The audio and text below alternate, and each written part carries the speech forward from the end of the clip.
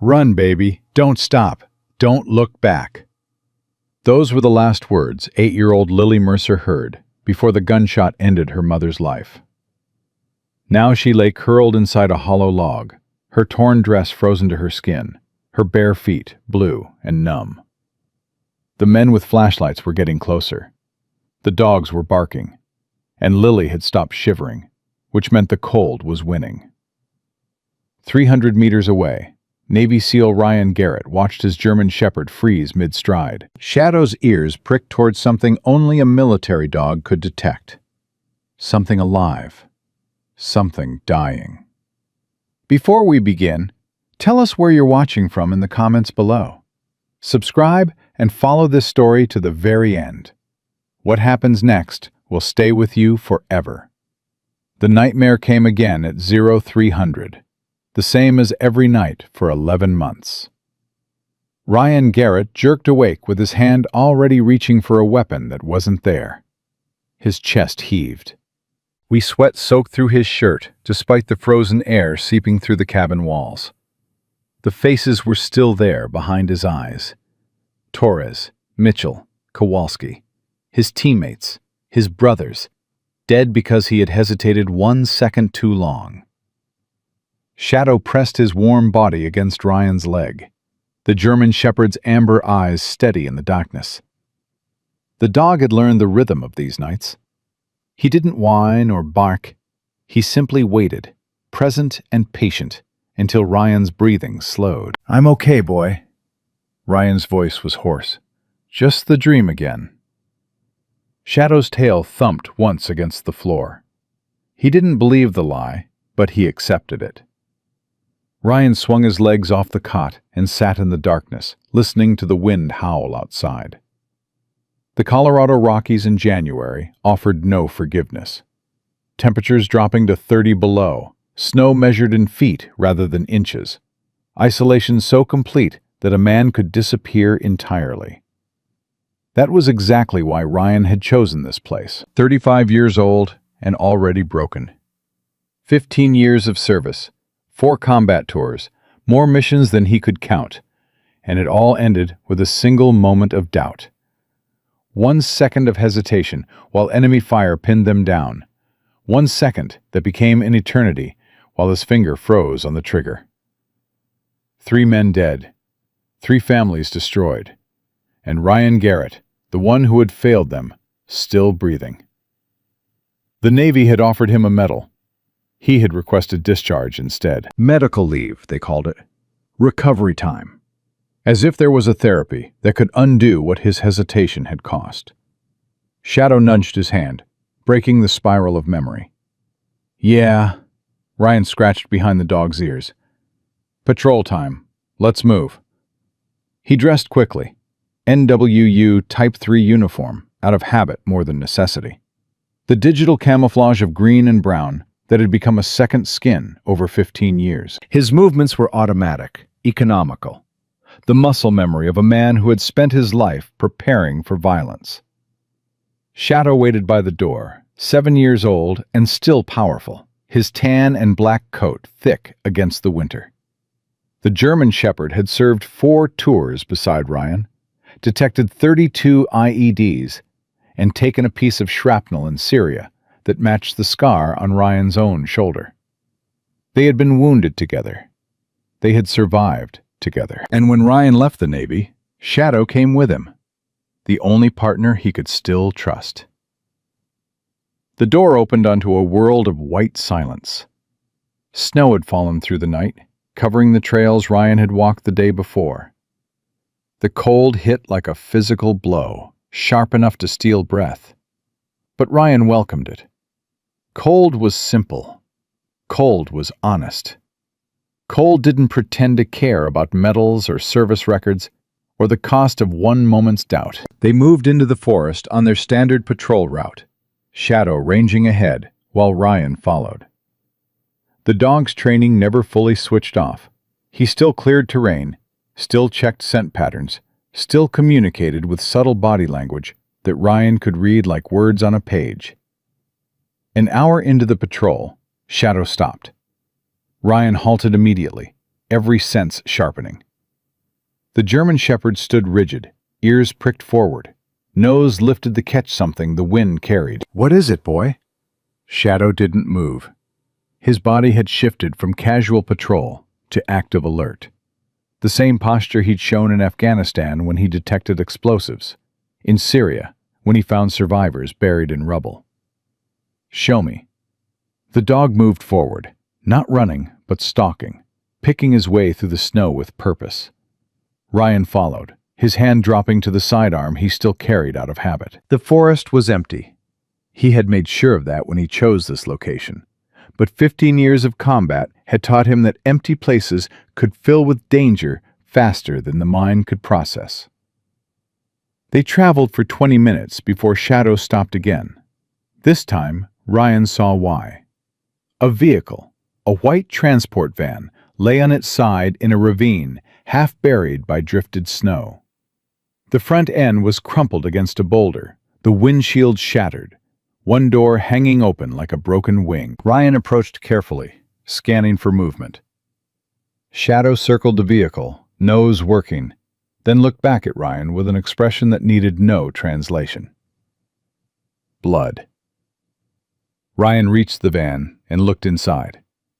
The driver's seat was empty, but dark stains covered the upholstery.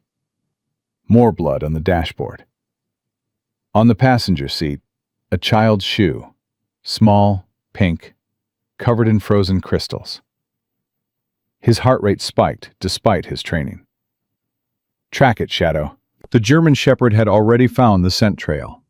He moved away from the van, following invisible markers through the snow, his body low and focused. Ryan followed, his mind running calculations. The crash looked recent, no more than a day old, based on snow accumulation. The blood suggested injuries, possibly severe. And that child's shoe. Shadow picked up speed, weaving between trees, crossing a frozen creek, climbing a ridge that offered no shelter from the wind. Ryan's lungs burned with cold, but he kept pace. The dog wouldn't track this hard, this fast, unless he had found something worth finding. They crested the ridge, and Shadow stopped dead. A hollow log lay at the base of an ancient pine, partially covered by snow.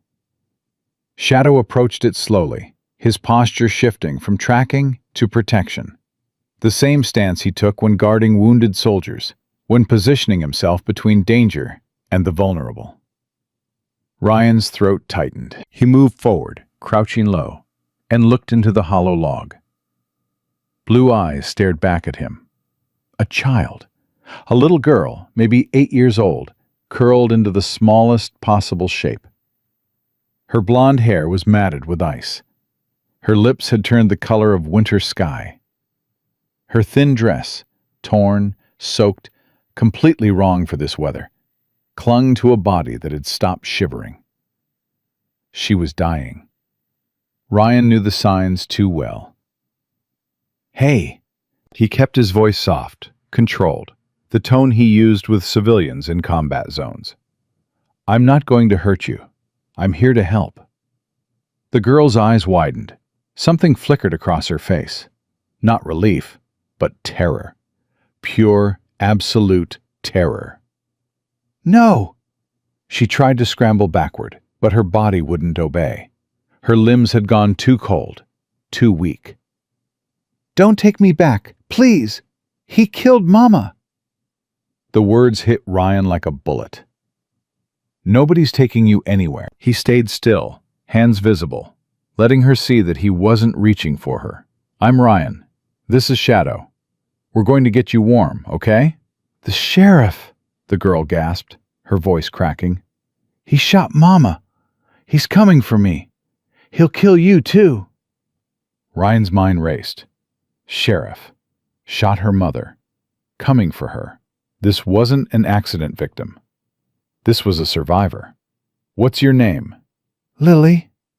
Tears froze on her cheeks as they fell. "Lily Mercer. Please don't let him find me. Please." Ryan made a decision. The same way he'd made decisions in combat. Fast, certain, no room for the hesitation that had cost him everything. Lily, I'm a Navy SEAL. That means I know how to protect people. And right now, I'm going to protect you.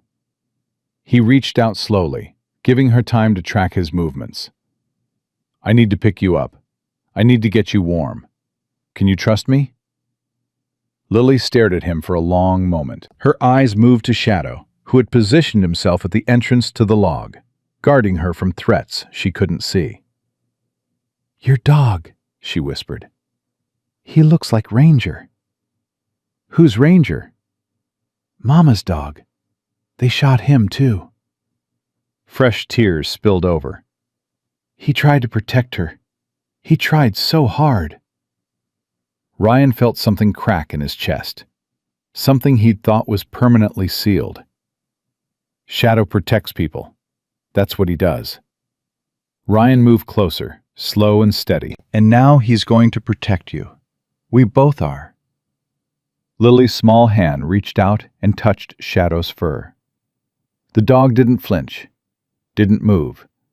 Just let her feel the warmth, the steadiness, the solid presence of an animal who had spent 7 years guarding lives. "Okay," Lily whispered. "Okay." Ryan lifted her carefully, tucking her against his chest, wrapping his jacket around her tiny body. She weighed nothing, far too light for her age, as if fear and cold had already started stealing her substance. "Hold on to me," he turned toward the cabin. "Shadow, lead." The German shepherd moved ahead, clearing the path, checking for threats that might have followed the child through the forest. Ryan followed at the fastest pace he dared, hyper-aware of the fragile body in his arms. Lily pressed her face against his shoulder, and he could feel her struggling to breathe, her lungs fighting against coal that had settled too deep. "Stay with me, Lily. We're almost there." "He killed her," Lily mumbled, the words slurring. "Made me watch. Said I would disappear like the others." "What others?" But Lily had gone limp, unconsciousness finally claiming her. Ryan's jaw tightened. He moved faster. The cabin felt like a furnace after the forest, though the temperature inside was barely above freezing. Ryan laid Lily on the cot nearest the stove and went to work, moving with the precision of a man trained in combat medicine. He stripped off her frozen clothes, wrapped her in every blanket he had, positioned her body to maximize heat absorption. Her core temperature was dangerously low. He could tell by the waxy quality of her skin, the shallow breathing, the absence of shivering. "Come on, Lily. Stay with me." Shadow lay beside the cot, pressing his warm body against the blankets, adding his 90 pounds of heat to Ryan's efforts. The dog understood hypothermia. He'd helped Ryan treat it before, in mountains and deserts and places where cold killed faster than bullets. An hour passed, then 2. Slowly, color began returning to Lily's cheeks. Her breathing deepened. The trembling started. A good sign, meaning her body had recovered enough to generate heat. Ryan allowed himself to exhale. He made soup from the supplies in his cabin, heating it until it steamed. When Lily's eyes finally opened, he was ready. Small sips. He helped her sit up, held the cup to her lips. "Your body needs to warm from the inside." Lily drank obediently, her eyes never leaving his face. When she spoke, her voice was stronger than before, though still fragile. "Why did you help me?" "Because you needed help." "The others didn't help. They just drove past." Her lower lip trembled. "Mama was screaming, and they just kept driving." Ryan's blood went cold. "Tell me what happened, Lily. Tell me everything." The story came out in fragments, broken by tears and shudders and long pauses when the memories became too heavy to carry. Ryan listened without interrupting, his expression neutral, even as rage built inside him like a storm. Lily's mother, Elena Mercer, had been a social worker in the county system. 3 months ago, she'd started noticing irregularities, children being transferred to out-of-state facilities, paperwork that didn't match, families who asked questions being told their children were better off elsewhere. She'd investigated. She'd found patterns. She'd discovered that dozens of children had been funneled through the foster system and into a network that sold them to the highest bidder. And she'd discovered that the man running the operation was her own husband, Lily's stepfather, Sheriff Wade Prescott. "Mama was going to tell someone," Lily said, her voice hollow. "The FBI. She had files, evidence. She said the sheriff couldn't stop what was coming." "What happened then?" "He found out." Lily's hands clenched around the blanket. "Someone told him. He came home early. Mama tried to hide me in the closet, but he knew. He always knew everything." "Lily, you don't have to." "He shot Ranger first, because Ranger was barking, trying to protect us." Tears streamed down her face. "Then Mama begged him. She said she wouldn't tell anyone. She said she would destroy the files. She said anything, everything, just to make him stop." "But he didn't stop." "No." Lily's voice dropped to a whisper. "He smiled.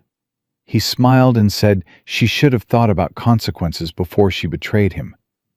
Then he—" She couldn't finish. Ryan reached out and took her small hand in his. "You don't have to say it. I understand." "He made me watch." Lily's eyes were ancient with trauma.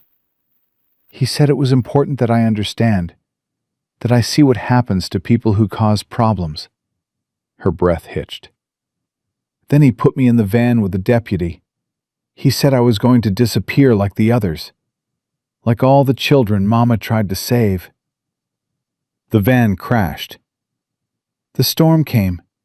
The deputy was driving too fast. We hit something and—" Lily touched her head, where Ryan now noticed a fading bruise. "I woke up and the deputy was gone. The door was open, so I ran." "You ran in bare feet through a blizzard?"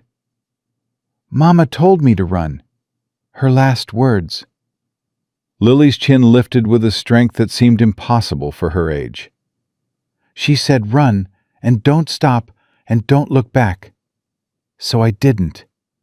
I just ran until I couldn't run anymore." Ryan sat back, his mind processing the information like a tactical briefing. A corrupt sheriff running a child trafficking ring. A murdered social worker who had gathered evidence. A child witness who could bring down the entire operation, if she lived long enough to testify. "Lily, the evidence your mother gathered, do you know where it is?" "She hid it. She told me, in case something happened." Lily's voice dropped. "She said go to the old mill, look under the third stone. She said everything was there.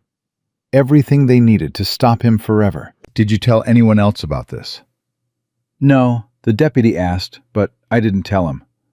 I said I didn't know anything." A fierce light entered her eyes. "Mama said the sheriff has friends everywhere. Police, judges, social workers. She said I couldn't trust anyone." "Do you trust me?" Lily studied him for a long moment. Then she looked at Shadow, who had risen from his position beside the cot and was now sitting at attention, watching her with calm, intelligent eyes. "Shadow trusts you," she said finally. "And Ranger trusted Mama, and he was always right about people." She took a shaky breath. "So, yes, I trust you." Ryan nodded. "Then here's what's going to happen. You're going to rest, you're going to eat, and while you're doing that, I'm going to make some calls. I know people who can help, people the sheriff can't reach, can't bribe, can't threaten." "He'll come for me." Lily's voice wavered. "He won't stop until I'm gone." "He can try." Ryan's voice hardened.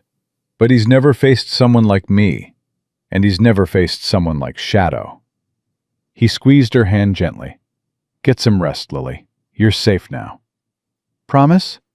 Ryan looked at this child, this tiny, broken, impossibly brave child, who had survived things that would have destroyed most adults. "I promise." Lily's eyes closed, exhaustion finally overwhelming fear. Within minutes, Her breathing had deepened into sleep. Shadow moved to lie beside the cot again, positioning himself between Lily and the door. His amber eyes met Ryan's, with an expression that needed no words. We protect her now. Ryan crossed to the small radio setup in the corner of the cabin.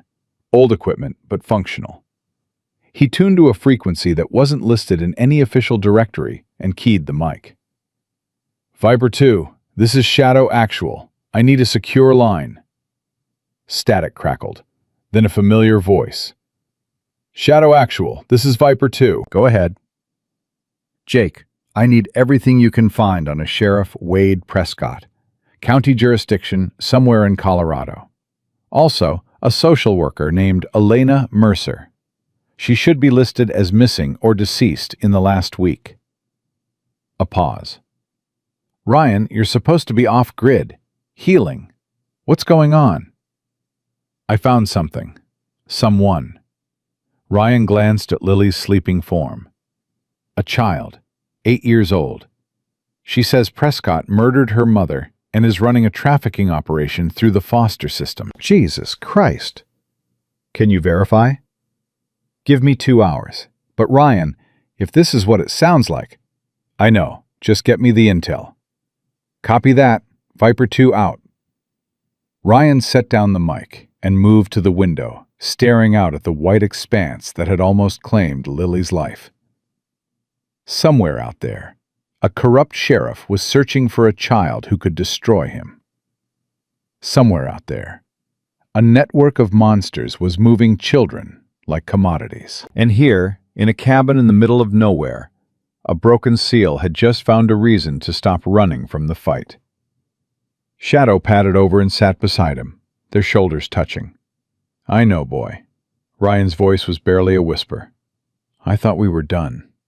I thought we could just disappear. Shadow's tail swept once across the floor. But she needs us, and we don't walk away from people who need us. Ryan placed his hand on the dog's head. Not anymore. The radio crackled to life an hour later. Shadow Actual, this is Viper 2. I've got your intel, and you're not going to like it. Ryan keyed the mic. Go ahead. Elena Mercer, age 34, reported missing 4 days ago. Her daughter Lily is listed as a runaway. She's not a runaway. She's a witness. I figured. Here's where it gets ugly.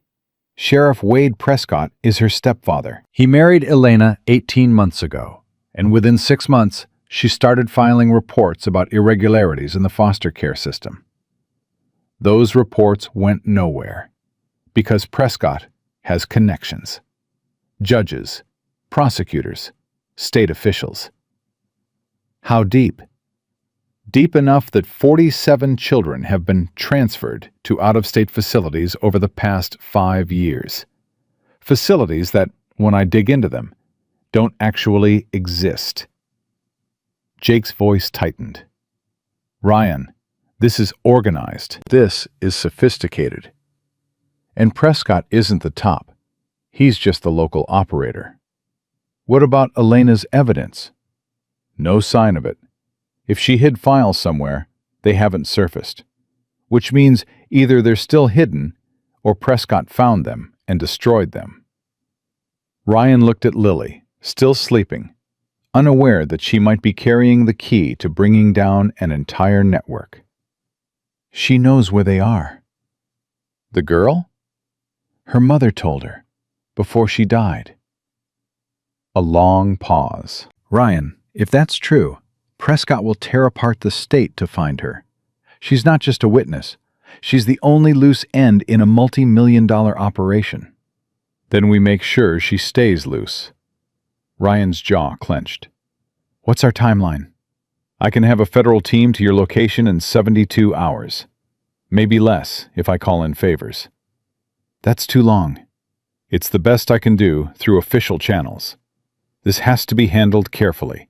Prescott has too many friends in too many places. If we move too fast, evidence disappears and witnesses have accidents. And if we move too slow, an 8-year-old girl dies. I know. Jake's voice was heavy. Keep her safe, Ryan. Keep yourself safe. And don't engage Prescott directly unless you have no other choice. Copy that. Shadow Actual out. Ryan set down the mic and turned to find Lily awake, watching him with those two old eyes. They're coming for me, aren't they? Yes. Are you scared? Ryan considered the question. Fear had been his constant companion since Syria. Fear of hesitation, fear of failure, fear of the moment when everything depended on him and he couldn't act. But looking at this child, this survivor, something else was rising through the fear. Something older, something stronger. No, he said quietly. I'm not scared. Why not? Ryan crossed the room and knelt beside her cot, bringing himself to her eye level. Shadow moved with him, positioning himself at Lily's other side. Because I've spent my whole life training for moments like this. Because I have the best partner in the world. He nodded toward Shadow. And because I made you a promise. I don't break promises.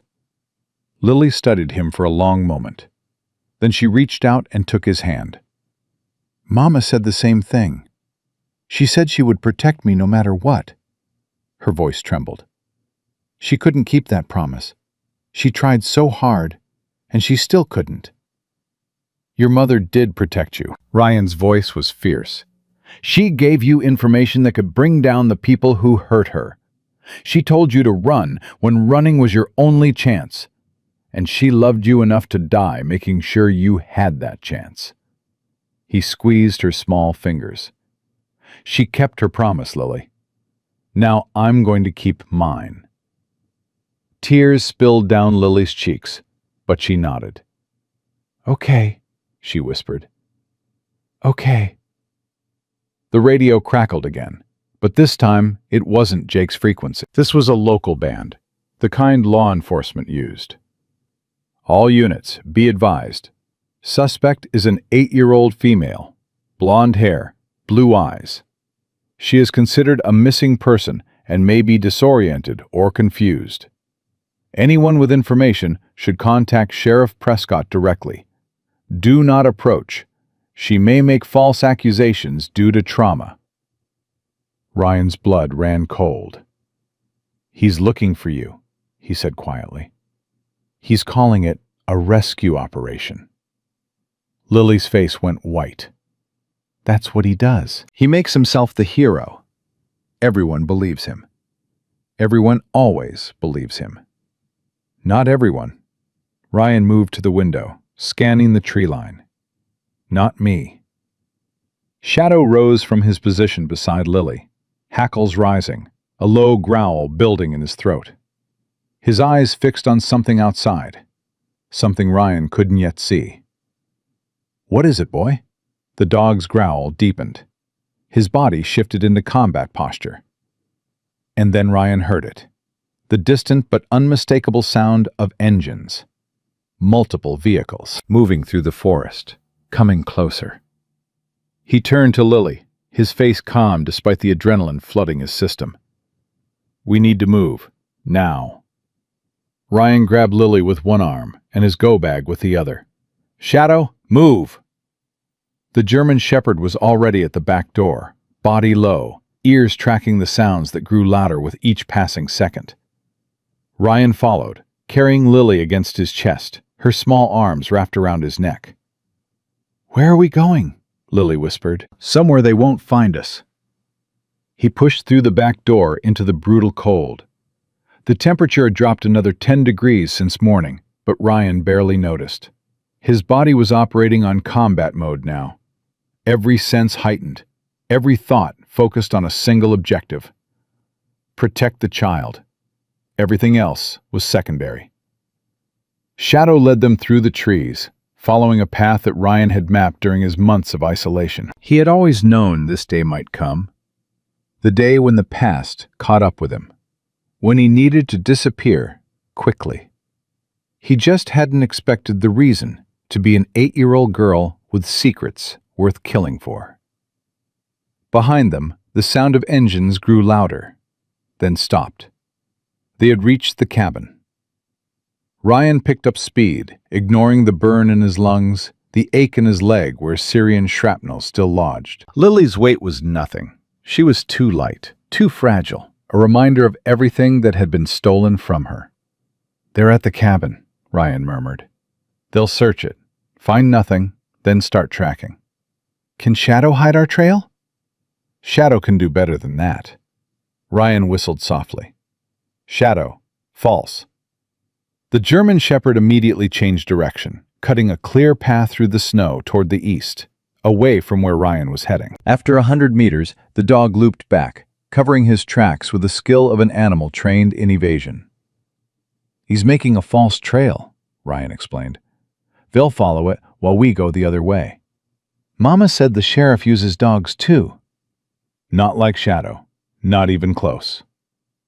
They traveled for 2 hours, Ryan carrying Lily when her strength failed, letting her walk when she insisted. Shadow ranged ahead and behind, checking for pursuit, reporting back with subtle signals that Ryan read like text on a screen. Finally, they reached the secondary location, a cave system that Ryan had discovered during his first month in the mountains. He had stocked it with emergency supplies, never truly believing he would need them. He had been wrong about a lot of things. "In here." Ryan ducked through the narrow entrance, Lily pressed against his chest. The cave was cold but dry, protected from the wind that had begun to howl outside. "We'll be safe here for now." Lily looked around with wide eyes. "You have supplies here?" "I have supplies everywhere. Habit from the military." "Mama said habits keep people alive." "Your mother was right." Ryan set her down gently and began unpacking. Thermal blankets, water, protein bars, a small heating unit that ran on chemical packs. "Eat something. You need to keep your strength up." Lily accepted the food without argument, chewing mechanically while her eyes stayed fixed on Shadow. The German shepherd had positioned himself at the cave entrance, watching, waiting. "Will they find us?" "Not tonight.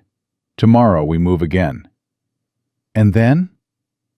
Ryan paused, considering how much to tell her. She was 8 years old. She had watched her mother die. She was being hunted by men who would kill her without hesitation. She deserved the truth. "My friend Jake is working on getting federal help. People the sheriff can't control. But it takes time. 72 hours, maybe less." 3 days. Lily's voice was small. "A lot can happen in 3 days." "Yes, it can."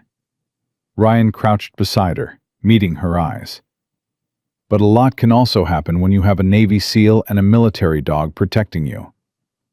The sheriff doesn't know what he's dealing with." "He killed Mama. She was smart and brave and careful. And he still killed her." "Your mother was trying to protect you. That's different from trying to survive." Ryan's voice hardened. "I'm not trying to protect myself, Lily. I'm trying to protect you. And I have 15 years of training in doing exactly that." Lily was quiet for a moment. Then, "Do you think Mama's evidence is still at the mill?" "I don't know, but it's our best chance." "Can we go there? Can we get it?" "Not yet. The sheriff will have people watching every location your mother knew about. We need to wait until—" The satellite phone in Ryan's bag buzzed. He grabbed it instantly. "Shadow Actual." "Ryan, it's Jake. We have a problem." "I'm listening." "The search for Lily has gone federal. Prescott filed an Amber Alert. He's claiming she was kidnapped by an unknown male, possibly armed and dangerous." Jake's voice was tight with anger. "He's turned you into the villain." Ryan felt his jaw clench. "Description?" "Vague, but close enough. Military build, dark hair, traveling with a large dog. He's smart, Ryan. He's using the system against you. Can you counter it?" "I'm trying, but everything goes through official channels, and Prescott has people in those channels. Every call I make could be flagged, traced, reported back to him." Jake paused. There's something else. I dug deeper into the trafficking network. It's bigger than we thought. How much bigger? Prescott isn't the top. He's a regional operator, one of several across 5 states. The network moves children through foster systems, temporary shelters, emergency placements. They use legitimate paperwork to make disappearances look legal. Who's running it? I don't know yet, but the money trail leads to some very high places. Judges, politicians, federal officials. Jake's voice dropped. Ryan, if Elena Mercer had evidence that could expose this network, we're talking about people with unlimited resources, people who have killed before and will kill again. Ryan looked at Lily, who was watching him with eyes that understood far more than any child should. Then we get that evidence before they do. Ryan, 72 hours. Get me back up in 72 hours, Jake. I'll keep her alive until then. And if you can't? Ryan's grip tightened on the phone. Then you burn it all down. Every name, every connection, every piece of evidence I send you. You make sure the whole world knows what they did. A long pause, then, copy that. Stay safe, brother. The line went dead. Lily was staring at him.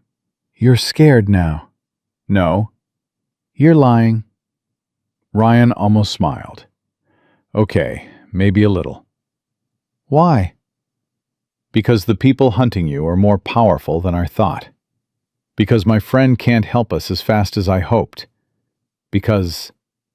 He stopped, unsure how much truth was too much. Because you might not be able to keep your promise, Lily finished quietly. That's what Mama said too, at the end. She said she was sorry, that she might not be able to keep me safe. That some things were bigger than one person. Ryan felt something twist in his chest. Your mother was wrong. She was right about the sheriff. She was right about the network. She was right about everything. She was wrong about this. Ryan moved closer, taking Lily's small hands in his. One person can make a difference. One person can change everything. I've seen it happen. In war zones, in disasters, in moments when everyone else gave up. One person who refuses to quit can move mountains. Is that what you're going to do? Refuse to quit? That's exactly what I'm going to do. He squeezed her hands gently. Now get some sleep. Tomorrow, we start fighting back. Lily lay down on the thermal blanket, and Shadow immediately moved to lie beside her, pressing his warm body against hers. Within minutes, her breathing had deepened into sleep. Ryan sat at the cave entrance, watching the snow fall, thinking about the war that had just become his to fight. Morning came gray and cold. Ryan woke Lily before dawn, feeding her a quick breakfast before packing up their supplies. They needed to move. Staying in one place too long was dangerous, even in a location the sheriff didn't know about. Where are we going? Lily asked, as they emerged into the frozen forest. Into town. Carefully. Her eyes widened. But the sheriff has people everywhere. I know. But we need supplies, and I need to see something for myself. See what? Whether everyone in this town is corrupt, or just the ones at the top. They traveled through the forest for 3 hours, Shadow ranging ahead to check for patrols, Ryan carrying Lily when the terrain became too difficult. By mid-morning, they had reached the outskirts of the small mountain town where Prescott held power. Ryan found a position overlooking the main street and settled in to watch. The town was quiet, too quiet for a normal morning. Deputy vehicles cruised the streets at regular intervals. Checkpoints had been set up at the main roads, and everywhere, posters with Lily's face looked back at him. Missing, endangered, contact Sheriff Prescott immediately. They really think I'm the bad guy, Ryan murmured. Mama said he does that. Lily's voice was bitter. He makes everyone believe him. He smiles and shakes hands and acts like he cares. But he doesn't care about anyone except himself. Some people must know the truth. If they do, they're too scared to say anything.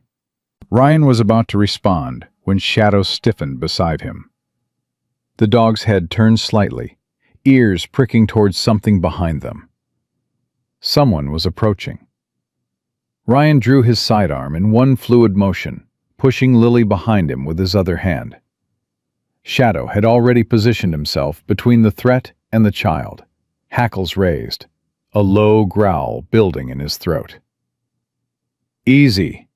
A voice came from the trees, male, young, trembling slightly. "I'm not armed. I just want to talk." "Show yourself." Slowly. A figure emerged from the shadows, a deputy, mid-20s, lean and nervous. His hands were raised, empty, and his uniform bore the insignia of Prescott's department. "I'm Deputy Marcus Cole. I know who you are. I know who she is." His eyes flickered to Lily. "And I know you're not the kidnapper." Ryan's aim didn't waver. "How did you find us?" "I've been watching the patrols. Figured you'd come to town eventually. You need supplies, and there's nowhere else for 50 miles. Marcus swallowed hard. "Please, I'm not here to arrest you. I'm here to help." "Why should I believe that?" "Because Prescott killed my sister." The words hung in the air like ice.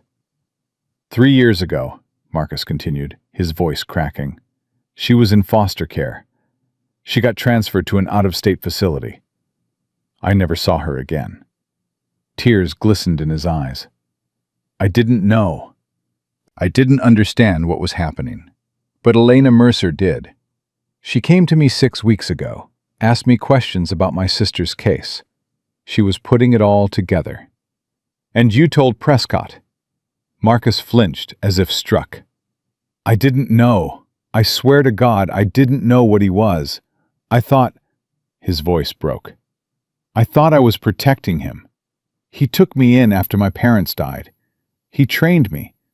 I thought he was the only family I had left. But you know now. I heard him on the radio after the van crashed, after Lily escaped. He was talking to someone, I don't know who, about cleaning up the loose end, about making sure the girl disappeared permanently." Marcus's hands dropped to his sides, defeated. "That's when I knew. Everything Elena said was true. Everything." Ryan studied the young deputy, reading the pain and guilt written across his face. He had seen that expression before, in the mirror, every day since Syria. Shadow, the German shepherd, moved forward, circling Marcus slowly, nose working. The dog's assessment of character was better than any polygraph. He could smell fear, deception, the chemical signatures of lying. After a moment, Shadow sat down and looked back at Ryan. Clear. Ryan lowered his weapon. "What do you want?" "I want to help you bring him down." Marcus's voice steadied. "I want justice for my sister, for Elena, for all the children he sold like cattle." "That could get you killed." "I don't care anymore." Marcus met his eyes. "I've been a coward for too long. I followed orders I knew were wrong because I was afraid of the truth. I'm done being afraid." Lily stepped out from behind Ryan, studying the deputy with those ancient eyes. "You're the one who drove the van. The one who was supposed to make me disappear." Marcus's face went pale. I didn't know what was in the transfer orders. I swear, I thought it was a legitimate, but you know now." Lily's voice was cold. "The question is what you're going to do about it." The deputy stared at this child, this 8-year-old survivor who spoke like someone 3 times her age, and seemed to crumble. "Anything," he whispered. "I'll do anything to make this right." Ryan made a decision. The same instinct that had guided him through combat, through impossible situations, through moments when logic said to give up. The old mill, Lily's mother hid evidence there. We need to get to it before Prescott does. The mill's being watched. 2 deputies rotating 8-hour shifts. Can you get them reassigned? Marcus hesitated. Maybe. There's a call coming in at 1400. Some hikers reported missing on the North Ridge. I could suggest pulling the mill watch to help with the search. Do it. Ryan holstered his weapon. We move tonight. Marcus nodded, then turned to Lily. I'm sorry. For everything. I know that's not enough, but my mama said sorry is just a word. Lily's voice was flat. Actions are what matter. Then watch my actions. Marcus's jaw tightened. I'll prove myself to you. I swear it. He disappeared into the trees as quietly as he had come. Ryan watched him go, calculating risks and possibilities. The deputy was either their greatest asset or their deadliest threat. Only time would tell which. Do you trust him? Lily asked. Shadow does. That's enough for now. Shadow trusted the deputy who was driving the van. Ryan looked at her sharply. What do you mean? When we crashed, Shadow, the sheriff's dog, not your Shadow, he was supposed to track me. But he didn't. He just sat there, looking sad. Lily's voice dropped. I think even the dogs know something is wrong. Ryan felt a chill that had nothing to do with the temperature. If even the animals sensed the corruption, how deep did it really go? They spent the rest of the day in hiding, moving between locations Ryan had scouted during his months in the wilderness. Shadow ranged constantly, checking for pursuit, always returning to position himself near Lily. The bond between the dog and child had deepened with remarkable speed. Shadow had adopted her the way military dogs sometimes adopted wounded soldiers, recognizing vulnerability, responding with instinctive protection. He really likes you, Ryan observed as Lily absently stroked Shadow's fur. He reminds me of Ranger, her voice caught. Ranger used to sleep outside my door every night. Mama said he was guarding my dreams. Shadow does the same thing. When I have nightmares, he knows before I do. Lily looked up. You have nightmares? Every night. About what? Ryan was quiet for a long moment. He didn't talk about Syria. Not with Jake, not with the Navy psychiatrists, not with anyone. The memories were locked in a compartment that he opened only in dreams, and even then unwillingly. But Lily had shared her worst moments with him. Perhaps she deserved the same honesty. I was on a mission, a rescue operation. There were hostiles everywhere, and my team was pinned down. He stared at his hands. I had a shot, a clear shot that could have changed everything. But I hesitated. 1 second, just 1 second. What happened? 3 men died. My brothers, my friends. Ryan's voice was barely a whisper. They died because I wasn't fast enough. Because when it mattered most, I froze. Lily was quiet for a moment. Then she reached out and took his hand. Mama froze too, at the end. She saw the gun, and she just stopped. Like she couldn't believe it was really happening. Her grip tightened. But she still told me to run, even frozen, even scared. She still tried to save me. That has to count for something. Ryan felt something loosen in his chest, a knot that had been tied since Syria. It counts for everything. Then your 1 second counts too. You're still here. You're still trying to save people. Lily met his eyes. Maybe that's what the people we lost would want. Not for us to be perfect, just for us to keep trying. Ryan stared at this child who spoke wisdom beyond her years. When did you get so smart? Mama said I was born old. A sad smile crossed Lily's face. She said I had an ancient soul. I believe it. Shadow's head suddenly lifted, ears pricking toward the entrance of their hiding spot. His body shifted from relaxation to alert. "What is it?" Lily whispered. Ryan was already moving, one hand on his weapon, the other gesturing for silence. He crept to a position where he could see the approach without being seen. Footsteps in the snow. Single set, moving cautiously. Marcus emerged from the trees, hands raised. "It's done. The mill watch has been pulled. We have a window, 4 hours before the next shift arrives." Ryan checked his watch. "That gives us until 2200. Plenty of time." "There's something else," Marcus hesitated. "Prescott called a meeting. All deputies. He's planning something big.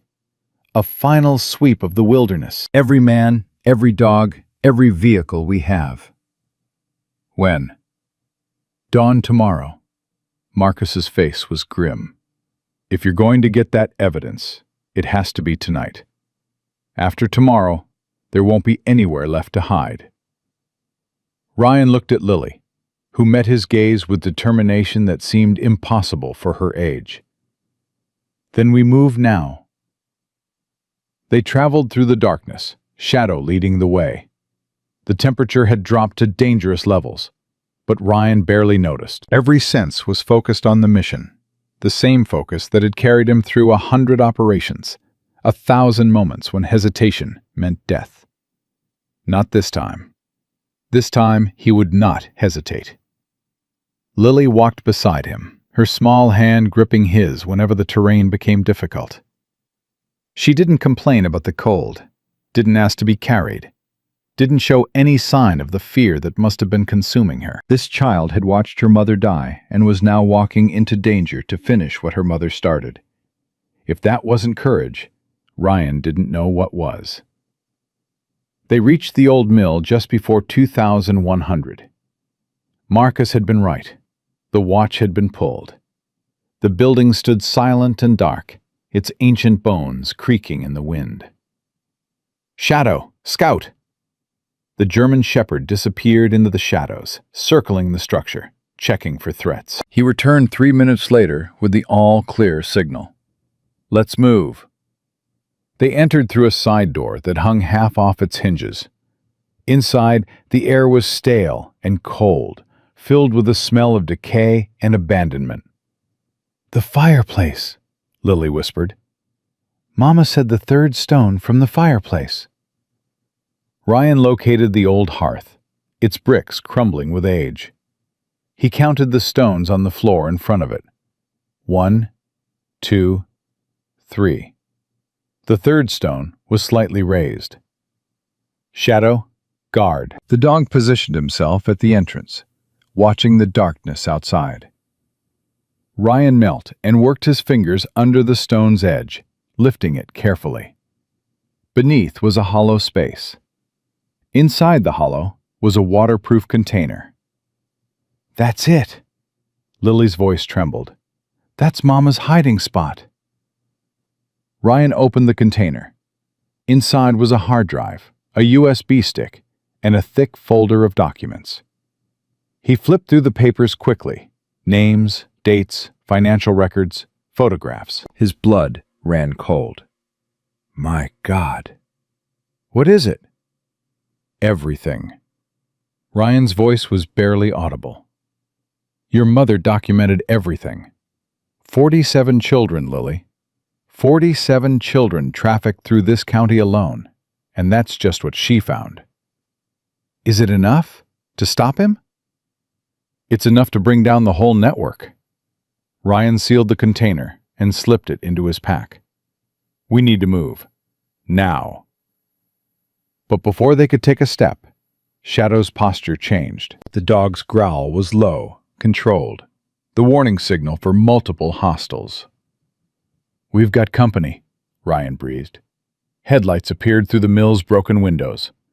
Multiple vehicles converging from different directions. They were surrounded. "Marcus," Ryan's voice was ice. "Did you?" "I didn't. I swear I didn't." The deputy's face was white with terror. "He must have known. Somehow he knew we would come here." A voice boomed through a megaphone from outside. "Attention! This is Sheriff Wade Prescott. We have the building surrounded. Release the child and surrender immediately." Lily gripped Ryan's arm. "He found us. He always finds everyone." Ryan's mind raced through options. Fight? They were outnumbered and outgunned. Run? The mill was surrounded. Surrender? Never. Surrender meant Lily would disappear forever. "Is there another way out?" he asked Marcus. "I don't... Wait. There's a cellar. Old mining tunnels connect to it. They run for miles under these mountains." "Show me." They moved through the mill as voices outside shouted orders and footsteps began approaching. Marcus led them to a trap door hidden beneath years of debris. "The tunnels are unstable. They haven't been used in decades. Better than certain death." Ryan lifted the trap door. "Lily, you first, then Marcus. Shadow and I will follow." Lily hesitated at the edge of the dark opening. "What if it collapses?" "What if it doesn't?" Ryan met her eyes. "Your mother believed in you enough to die protecting you. Now believe in yourself enough to keep living." Lily took a breath, nodded, and dropped into the darkness below. Marcus followed. Ryan was about to descend when the mill's front door exploded inward. "Shadow, down!" The German Shepherd hit the floor as a flashlight beam swept through the space. Ryan pressed himself against the wall, every muscle tense. "I know you're in here." Prescott's voice was calm, almost conversational. "I know you have the evidence, and I know you're not going to make it out of these mountains alive." Ryan said nothing. He gestured to Shadow, a complex hand signal that the dog understood instantly. Distraction. Shadow launched himself at the nearest deputy, not to attack, but to create chaos. Men shouted, flashlights swung wildly, and Ryan dropped through the trapdoor, pulling it closed behind him. "Shadow, come!" The German Shepherd was already moving, squeezing through a gap in the floorboards that Ryan hadn't even seen. Within seconds, the dog was beside him in the darkness below. "Go!" Ryan pushed Lily ahead of him. "Move!" They ran through the tunnels, ancient timbers groaning above them, the sound of pursuit echoing from behind. Ryan didn't know where they were going, didn't know if the tunnels had an exit, didn't know if the whole structure might collapse at any moment. But he kept moving, because stopping meant death. Lily stumbled, and Ryan caught her, lifting her into his arms without breaking stride. Shadow ran beside them, navigating the darkness with senses that didn't need light. Behind them, the sounds of pursuit grew louder. "They're gaining," Marcus gasped. "Then run faster!" They burst through a rotting wooden barrier and found themselves at a junction. 3 tunnels branching in different directions. "Which way?" Ryan demanded. "I don't know. I've never been down here." Shadow moved to the left tunnel, looked back at Ryan, and barked once. "Left. We go left." They plunged into the darkness, trusting the dog's instincts over human uncertainty. The tunnel climbed steadily, twisting through rock that had been carved by miners a century before. Finally, impossibly, they saw light ahead. "There," Lily pointed. "There's an opening." They emerged into the night, gasping, stumbling onto a mountainside Ryan didn't recognize. Behind them, the tunnel mouth yawned like a wound in the earth. "We can't stop," Ryan said. "They'll have the exit covered within minutes." "I know a place." Marcus pointed toward a distant ridge. "Cold War bunker, built for nuclear fallout. It's been abandoned for years, but it's intact. We could hold out there." "How far?" 2 miles, maybe 3. Ryan looked at Lily, who was shivering violently despite the adrenaline coursing through her system. "Can you make it?" "I can make it." Her voice was fierce. "I can make anything if it means stopping him." Ryan felt something like pride swell in his chest. "Then let's move." They ran into the darkness, the cold biting at their exposed skin. The evidence that could bring down an empire, pressed against Ryan's back. Somewhere behind them, Sheriff Wade Prescott was mobilizing every resource at his disposal to hunt them down. But they had something he didn't. They had the truth. The bunker was colder than the forest. Ryan pushed through the rusted entrance hatch, lowering Lily into the darkness below before dropping down himself. Shadow followed, landing with the practiced silence of a dog who had infiltrated far more dangerous places than an abandoned Cold War relic. Marcus came last, pulling the hatch closed behind them with a grinding screech of metal. "This place hasn't been opened in 40 years, he gasped, fumbling with his flashlight. "Nobody knows it's here, not even Prescott." "You knew." "My grandfather built it. He was convinced the Russians were going to nuke us any day." Marcus's voice carried the bitterness of old memories. He died waiting for an apocalypse that never came. Ryan swept his own flashlight through the space, assessing their tactical position. The bunker was small but solid. Reinforced concrete walls, steel blast door, single entrance. Easy to defend, impossible to escape if that defense failed. "We can hold here until Jake's team arrives," he said. 36 hours, maybe less.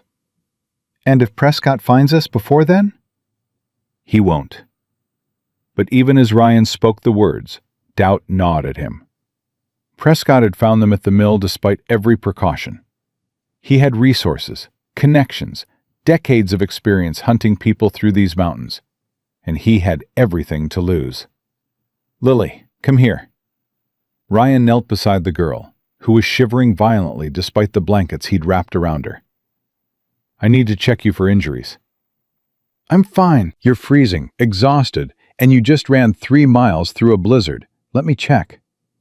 Lily submitted to his examination with the weariness of someone who had stopped arguing about things that didn't matter.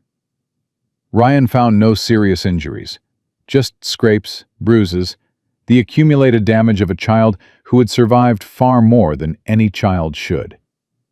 "You're tough," he told her. "Tougher than most soldiers I've known." "Mama said tough was just another word for stubborn." "Then you're the most stubborn kid I've ever met." A ghost of a smile crossed Lily's face, the first Ryan had seen since finding her. Shadow moved to lie beside her, pressing his warm body against hers. The dog had adopted this position every time they stopped, sharing his body heat without being asked. It was the same instinct that had made him curl around wounded soldiers in Afghanistan, that had led him to dig through rubble in Syria, searching for survivors. Some things didn't require training. Some things were simply heart. Ryan turned to Marcus. "Tell me everything you know about Prescott's operation. How it works, who's involved, every detail." The young deputy's face went pale in the flashlight beam. "I don't know everything.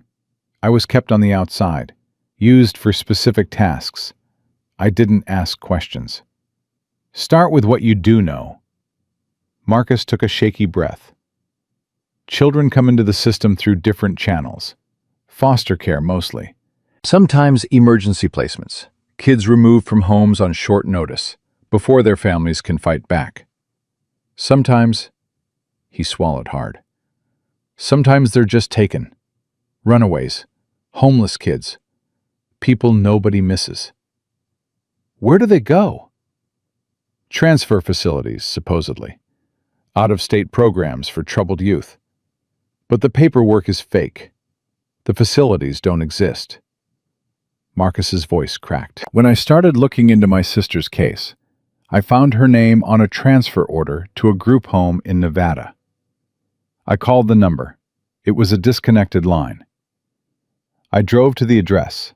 It was an empty lot." Lily had gone very still, her hand frozen on Shadow's fur. "The 47 children in my mama's files," she whispered. "That's where they went? To fake places?" "Not fake places." Marcus couldn't meet her eyes. "To buyers. People who pay for children. for whatever they want to do with them. The silence that followed was absolute. Ryan felt rage building in his chest, the same rage he'd felt in combat zones when he saw what humans could do to each other. But this was worse. This was his own country, his own people. Who were the buyers? His voice was ice. I don't know. Prescott handles that directly. He meets with them privately, arranges the transfers, collects the payments. Marcus shook his head. The money goes through shell companies, cryptocurrency, offshore accounts. Elena was trying to trace it, but the trail kept disappearing. The evidence we found at the mill, does it have the financial records? Some of them. Elena was building a case, connecting the dots. She had dates, locations, names of the children, but she didn't have the buyers. She didn't have Prescott's contacts at the top. Ryan pulled out the waterproof container and opened it, spreading the documents across the bunker floor. His flashlight revealed page after page of meticulous research, photographs of children, copies of transfer orders, handwritten notes in what must have been Elena's careful script. And then he saw it. My God. What? Marcus leaned closer. What did you find? Ryan held up a photograph. It showed 3 men in expensive suits, standing together at what looked like a charity event. One of them was Prescott, smiling for the camera. The second was an older man Ryan didn't recognize. The third was a face he knew from every newspaper and television screen in America. Senator Charles Morrison, chairman of the Senate Judiciary Committee, presidential hopeful, the man who had built his entire political career on protecting America's children. That's not possible, Marcus breathed. Morrison he's untouchable. He's one of them. Ryan's voice was flat. Elena figured it out. That's why she had to die. Lily had crawled closer, staring at the photograph. That man came to our house once, before Mama knew about the sheriff. He brought presents for me. A doll, candy. Her voice went hollow. He kept looking at me. I didn't like how he looked at me. Ryan felt sick. Jake. He grabbed the satellite phone. Jake, I need you now. Static crackled. Then, Ryan? Thank God. I've been trying to reach you for hours. What's your status? We have the evidence. All of it. And Jake, it goes higher than we thought. Senator Charles Morrison is involved. A long pause. Morrison? Are you certain? Elena had photographs, documentation. He was at the center of this from the beginning. Ryan, if Morrison is involved, we're not talking about a county sheriff running a trafficking ring. We're talking about organized corruption at the highest levels of government. The senator has connections to intelligence agencies, federal law enforcement, the entire justice system. I know. If he finds out you have this evidence, he probably already knows. Prescott will have reported back the moment we escaped. Then you need to get out of there. Now. I can have a helicopter to your location in 6 hours. But you need to survive that long. We're in a bunker, defensible position. We can hold. Can you? Jake's voice was heavy. Ryan, you're one man with a dog, protecting a child against an enemy with unlimited resources. Morrison has people everywhere. CIA assets, private military contractors. If he decides you need to disappear, there's nothing I can do to stop him. Ryan looked at Lily, who was watching him with eyes that had seen too much. Then make sure the evidence gets out. Everything I'm sending you, upload it to secure servers. Distribute it to journalists, foreign governments, anyone who can't be bought. If something happens to us, burn them all. Ryan, do it, Jake. Promise me. A long pause. Then, I promise. But brother, stay alive. The world needs witnesses, not just documents. The line went dead. Ryan began photographing the documents with his phone, uploading them one by one to Jake's secure servers. The process was slow, the satellite connection was weak, and the files were large. But every image that transmitted was another nail in Morrison's coffin. "What happens now?" Lily asked quietly. "We wait. We hide. And when Jake's team arrives, we get you somewhere safe." "And then?" And then the whole world learns what these men did. Every newspaper, every television station, every country on Earth. They'll never be able to hide again. Lily was quiet for a moment. Then, "Will it bring Mama back?" The question hit Ryan like a physical blow. "No," he said softly. "Nothing can do that." "Then why does it matter? Why does any of it matter if she's still gone?" Ryan set down the documents and moved to sit beside her. Shadow shifted to make room, but didn't leave Lily's side. "When I was in Syria, I watched 3 of my closest friends die. Men I'd known for years. Men who trusted me to protect them." His voice was rough with old pain. "For a long time, I thought nothing mattered. I thought the only thing that made sense was to disappear, to stop caring, to never let anyone get close enough to hurt me again." "Is that why you came to the mountains? To disappear?" "Yes. I thought if I was alone, I couldn't fail anyone else. I couldn't hesitate when it mattered. I couldn't—" He stopped, struggling with words he'd never spoken aloud. "I couldn't be responsible for more death. But then you found me. Then I found you." Ryan met her eyes. "And I realized something. Hiding doesn't make the pain go away. It just makes you carry it alone. The only thing that helps, the only thing that matters, is using what you've learned to help someone else." "Is that what Mama was doing? Helping someone else?" "Your mother was helping 47 children she never met. She was risking everything to stop evil that most people would rather pretend didn't exist." Ryan's voice hardened. "She died a hero, Lily. And the best way to honor her is to finish what she started." Tears slipped down Lily's cheeks. "I miss her so much." "I know. And you'll miss her forever. But she's not completely gone. Not as long as you remember her. Not as long as you carry her courage inside you." Lily was silent for a long moment. Then she wiped her eyes and sat up straighter. "Okay," she whispered. "Okay. Let's finish it." Marcus had been listening from the shadows, his face pale in the flashlight beam. When Lily and Ryan looked at him, he seemed to shrink. "I don't deserve to be part of this," he said quietly. "I was on their side. I helped them without even knowing." "You didn't know," Ryan said. "I should have known. I should have asked questions.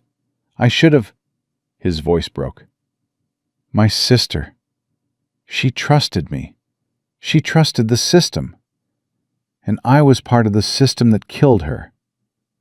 "Then help us destroy that system." Ryan's voice was firm. "The past is done, Marcus. What matters now is what you do next." "I don't know what to do. I don't know how to make this right." Lily spoke up, her voice stronger than before. "My mama said that making things right isn't about being perfect. It's about choosing the right side, even when you're scared." She met Marcus's eyes. "Are you scared?" "Terrified." "Good. Mama said courage means being scared and doing it anyway."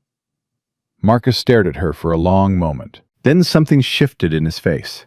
The same transformation Ryan had seen in soldiers who found their purpose in the darkest moments. "Okay," Marcus said. "Tell me what you need." "I need to know everything about Prescott's patrol patterns, his communications protocols, his weaknesses." Ryan spread a map across the floor. "If we're going to survive the next 30 hours, I need to think like him." They worked through the night, Marcus providing intelligence while Ryan developed contingency plans. Shadow maintained watch at the hatch, ears pricked for any sound from above. Lily tried to stay awake, but exhaustion eventually won. She fell asleep curled against Shadow, her small hand clutching the dog's fur. "She's incredible," Marcus murmured, watching her. "After everything she's been through, she's still fighting." "Children are more resilient than we give them credit for." "My sister wasn't." Marcus's voice was heavy. "Sarah was gentle, quiet. She believed the best in everyone, even when they didn't deserve it." He paused. "That's probably why they took her. She would have gone willingly, trusting, right up until—" He couldn't finish the sentence. "We're going to get justice for Sarah," Ryan said quietly. "For all of them." "Justice." Marcus almost laughed. "I used to believe in justice. I used to believe the system worked, that good people protected the innocent, that badges meant something." He shook his head. "I was so naive. The system is broken, but systems can be rebuilt." Ryan looked at the documents spread across the floor. "What we have here isn't just evidence of crimes. It's a blueprint for how the corruption operates. Once this gets out, people will start asking questions. They'll look at their own jurisdictions, their own foster systems, their own officials. The whole structure will collapse. And what happens then? What fills the vacuum? People like you. Good people who made mistakes but learned from them. People who know what the warning signs look like, who won't let it happen again." Marcus was quiet for a long moment. When he spoke, his voice was different, steadier, more resolved. "I want to testify. When this goes to trial, I want to stand in front of the world and tell them what I saw, what I did, what I should have stopped." "That could destroy your life." "My life was destroyed the moment I put on that badge and started following orders I knew were wrong." Marcus met Ryan's eyes. "This is my chance to rebuild something worth having." Before Ryan could respond, Shadow lifted his head sharply. The dog's body went rigid, every muscle tensing. His hackles rose. A low growl built in his throat. "What is it?" Marcus whispered. Ryan was already moving, gesturing for silence. He pressed his ear to the bunker hatch, listening. Footsteps. Multiple sets. Moving with the careful precision of trained hunters. They had been found. "Wake Lily," Ryan breathed, quietly. Marcus moved to the sleeping child, while Ryan checked his weapon. How had Prescott tracked them? The bunker was supposed to be unknown, invisible, a secret buried for decades.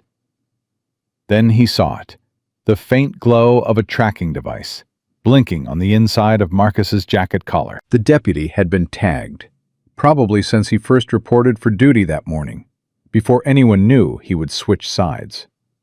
"Marcus," Ryan's voice was ice. "Your jacket. Take it off, now." The deputy looked confused, then horrified, as Ryan ripped the tracker free and crushed it under his boot. "I didn't know. I swear, I didn't." "I know, but it doesn't matter now. They're here." A metallic clang echoed from above. Someone was trying to open the hatch. Ryan calculated options with combat-trained speed. The bunker had one entrance, one exit. They were trapped. He could hold the hatch for a while, but eventually ammunition would run out. Eventually, they would be overrun. Unless... "Marcus, you said your grandfather built this place. Are there any other exits? Any back passages?" "I don't... Wait." Marcus's eyes widened. "The ventilation shaft. It's small, but a child could fit through. Maybe Shadow, too. It comes out 100 yards from here, in a drainage culvert." Ryan looked at Lily, who was now awake and clutching Shadow's collar. "Could you navigate it in the dark?" "I think so. Maybe." "Lily, I need you to listen very carefully." Ryan crouched to her level, speaking fast but clear. "You're going to crawl through that shaft with Shadow. When you come out, you run. You don't stop, you don't look back, You just run until you reach the highway. Jake's people will be there within hours. You flag down anyone you see, and you tell them your name. You tell them you need to reach the FBI. What about you? I'm going to buy you time. Lily's eyes filled with tears. No, I'm not leaving you. You have to. The evidence is already uploaded, but you're the witness. You're the one who saw everything. Without you, Morrison and Prescott could still walk free. I don't care. I don't care about any of it. Her voice broke. Everyone leaves me. Daddy left. Ranger died. Mama died. I can't lose you too. The clanging at the hatch grew louder. They were working on the lock now. Lily, look at me. Ryan took her face in his hands. I am not leaving you. I am giving you a chance to live. There's a difference. No, there isn't. There is. Leaving means giving up. This is the opposite of giving up. This is me fighting so hard for you that I'm willing to do anything to make sure you survive. Lily was crying openly now. But I don't want to survive without you. I want you to come with me. And I will. I promise I will find you. No matter what happens here, I will find you. You can't promise that. Mama promised and I'm not your mama. Ryan's voice was fierce. I'm a Navy SEAL with 15 years of training and a dog who has survived 4 combat tours. I don't make promises I can't keep. Shadow pressed against Lily, whining softly. Take her, Ryan told the dog.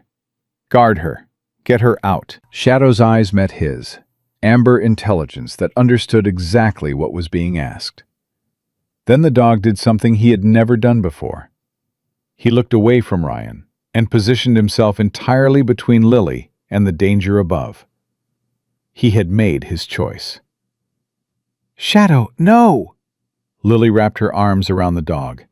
We have to stay together, all of us. The hatch groaned. Metal shrieked against metal. Ryan made a decision.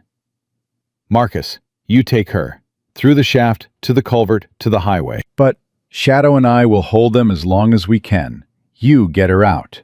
Ryan shoved the waterproof container into Marcus's hands. And you make sure these documents reach the right people. Every single page. Ryan, I can't. You said you wanted to make things right. This is how. Ryan met the deputy's eyes. Protect her. Die for her if you have to. Do what I would do if I could. Marcus stared at him for a long moment. Then he nodded. I understand. The hatch burst open. Go! Ryan shoved them toward the ventilation shaft. Now! Chaos erupted. Flashlights blinded. Voices shouted. Ryan opened fire, forcing the invaders back, giving Marcus the seconds he needed to lift Lily into the shaft. Ryan! Lily screamed. Go! Shadow, go! The German shepherd hesitated for one agonizing moment. Then he launched himself into the shaft after Lily, his powerful body barely fitting through the narrow opening. Ryan felt his heart shatter and reform in the same instant. They were safe. They were moving. Everything he had done, everything he had sacrificed, meant something. Now, he just had to buy them time. He fell back to a defensive position, using the bunker's tight quarters to his advantage. Each shot had to count. Each second had to be earned. A familiar voice cut through the gunfire. Mr. Garrett! Sheriff Wade Prescott stepped into the bunker, his weapon drawn, but pointed at the ground. Impressive resistance, but we both know how this ends. It ends with you, and who's going to believe it? A disgraced SEAL with PTSD? A runaway child with a history of false accusations?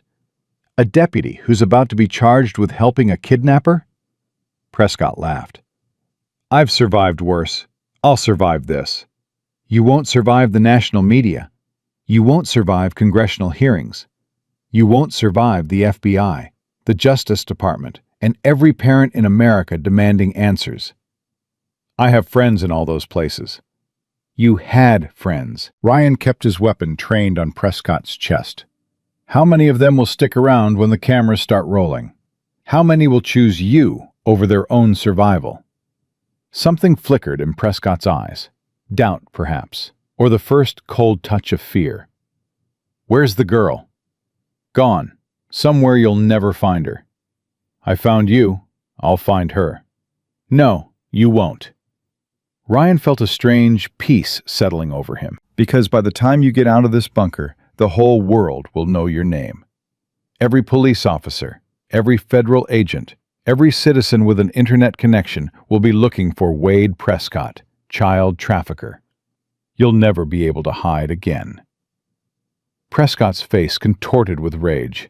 He raised his weapon. Ryan fired first. The sheriff dropped, clutching his shoulder, blood spreading across his uniform. His deputies rushed forward, but Ryan was already moving, falling back toward the ventilation shaft, laying down suppressing fire. He reached the shaft entrance and looked back one last time. Tell Morrison I'm coming for him next.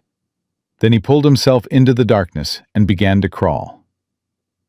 The ventilation shaft was barely wide enough for Ryan's shoulders. He crawled through absolute darkness, metal scraping against his body, the sound of pursuit echoing behind him. Every inch forward was agony, his wounded legs screaming, his lungs burning, his heart pounding with the knowledge that Lily and Shadow were somewhere ahead of him. If they had made it. If Marcus hadn't betrayed them again. If the shaft hadn't collapsed somewhere in the decades since it was built. Ryan pushed the doubts aside and kept moving. Doubt was a luxury he couldn't afford. Not now. Not ever again. The shaft narrowed, then widened, then twisted at an angle that threatened to pin him in place. He exhaled completely, making his body as small as possible, and squeezed through with millimeters to spare. Behind him, voices shouted. They were trying to follow, but the passage was too tight for men in tactical gear. He had bought himself time, minutes maybe, but minutes were everything. Light appeared ahead. Faint, gray, the pale glow of winter dawn. Ryan pulled himself faster, ignoring the metal that tore at his uniform, the cold that numbed his fingers, the exhaustion that threatened to swallow him whole. The light grew brighter. He could smell fresh air now, cutting through the stale darkness of the tunnel. He emerged into a drainage culvert, tumbling out onto frozen ground, gasping. And there they were. Lily stood 20 feet away, Shadow pressed against her side, Marcus hovering protectively behind them. The moment she saw Ryan, her face crumpled. "You're alive!" She ran to him, throwing her small arms around his neck. "You're alive! You're alive! You're alive!" Ryan held her tight, his own eyes burning with tears he refused to let fall. "I told you I'd find you." "I thought..." Lily's voice broke. "When we heard the gunshots, I thought..." "I know, but I'm here now. I'm here." Shadow pushed his way between them, nosing at Ryan's face, his tail wagging with an urgency that said everything his dog heart couldn't speak. Ryan pulled the German Shepherd close, feeling the familiar warmth, the steady heartbeat. His team, his family, still together. "We need to move," Marcus said, his voice tight with fear. "They'll find the shaft exit soon. We have maybe 5 minutes." Ryan forced himself to stand, ignoring the pain that shot through his leg. "Which way to the highway?" "Half a mile east, but Ryan..." Marcus hesitated. "There's something you should know. I saw vehicles on the ridge. Federal markings. Jake's team might already be here." Hope flared in Ryan's chest, but he crushed it immediately. Hope was dangerous. Hope made you careless. Or Morrison's people are impersonating federal agents. It wouldn't be the first time. So what do we do? Ryan assessed their options. They were exposed, wounded, running low on ammunition. If the vehicles on the ridge were hostile, they were dead. If they were friendly, hesitation could cost them their only chance at rescue. We moved toward the highway, but carefully. Shadow, scout. The German shepherd took point, leading them through the frozen landscape with the confidence of a dog who had navigated far more dangerous terrain. Ryan followed, one hand gripping his weapon, the other holding Lily's small fingers. They had traveled maybe 200 yards when Shadow stopped dead. The dog's posture shifted from caution to alarm.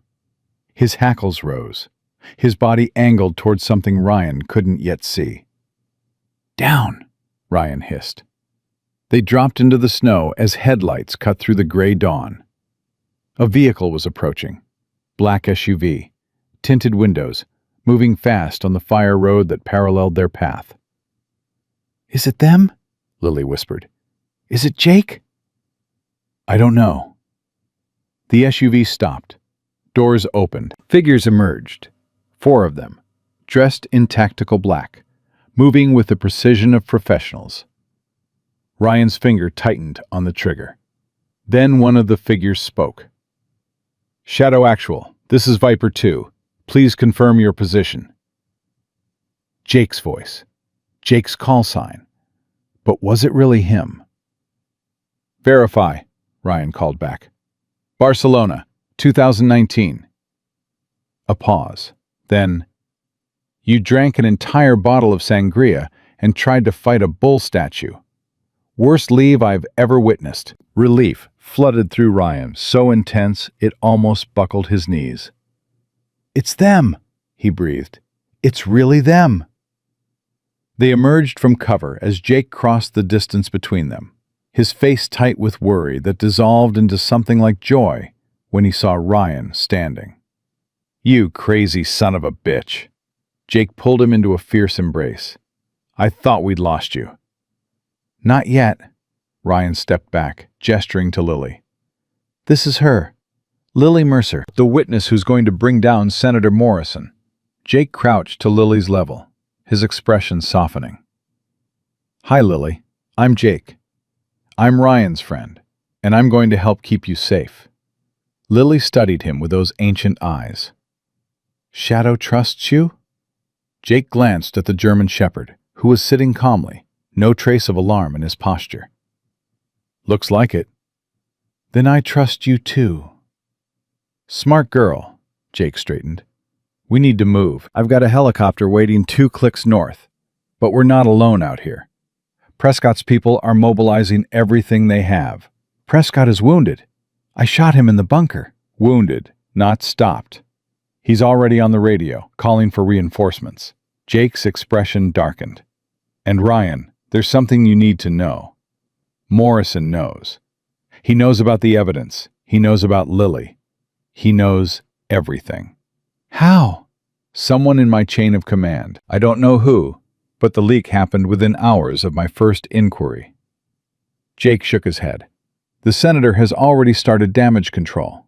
His people are floating stories that Elena Mercer was mentally unstable, that her daughter has a history of making false accusations, that you're a PTSD-suffering veteran who kidnapped a child during a psychotic break."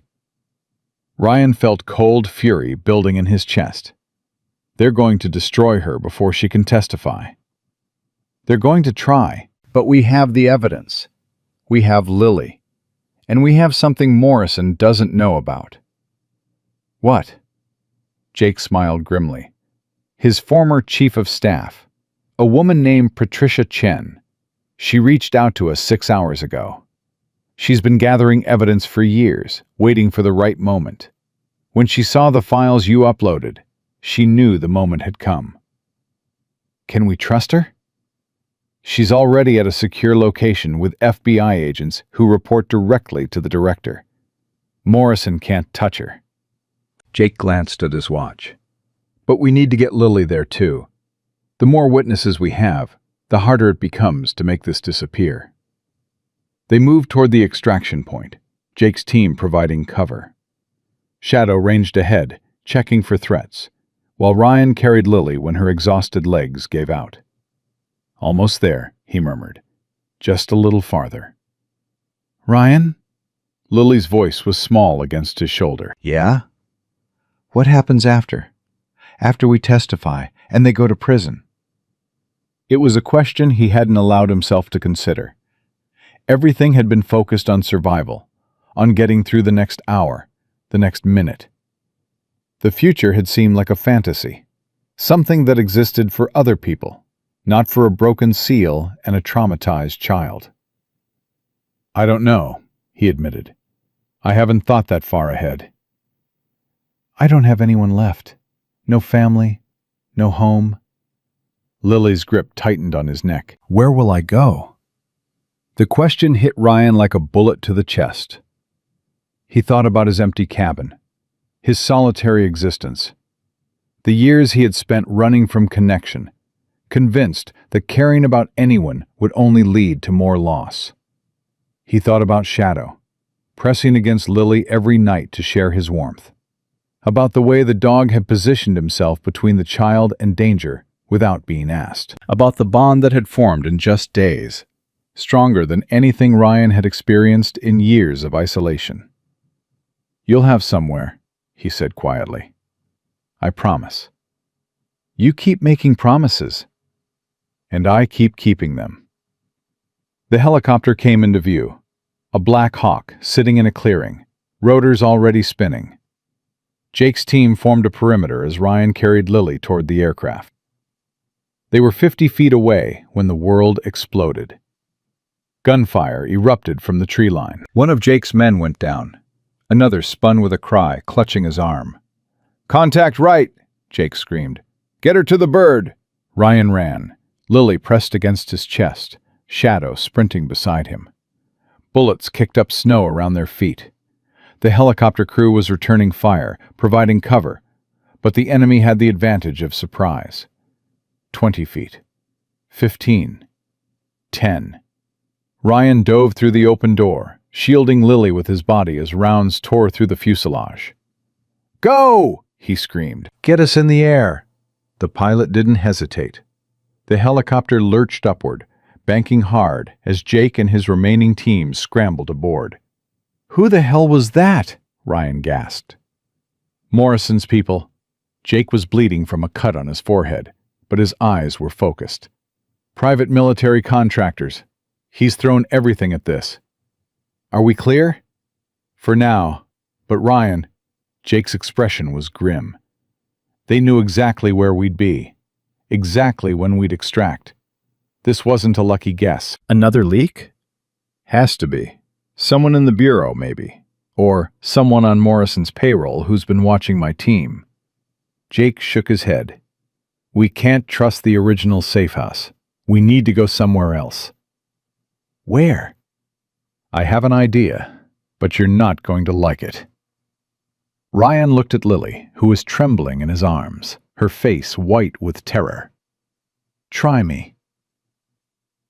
The helicopter flew for 3 hours, changing direction multiple times to shake any pursuit. Lily fell asleep against Ryan's shoulder, exhausted beyond the capacity to stay awake. Shadow lay across both of them, providing warmth and protection even in the air. Finally, they began to descend. Ryan looked out the window and saw a sprawling compound, high fences, armed guards, the kind of security that cost millions. "What is this place?" "The home of Senator William Hayes." Jake's voice was carefully neutral. "Morrison's biggest rival. His political enemy for 20 years. You want to put Lily in the hands of another politician?" "Hayes is clean. I've checked, multiple times." Jake met his eyes. "He's also the ranking member of the Intelligence Committee.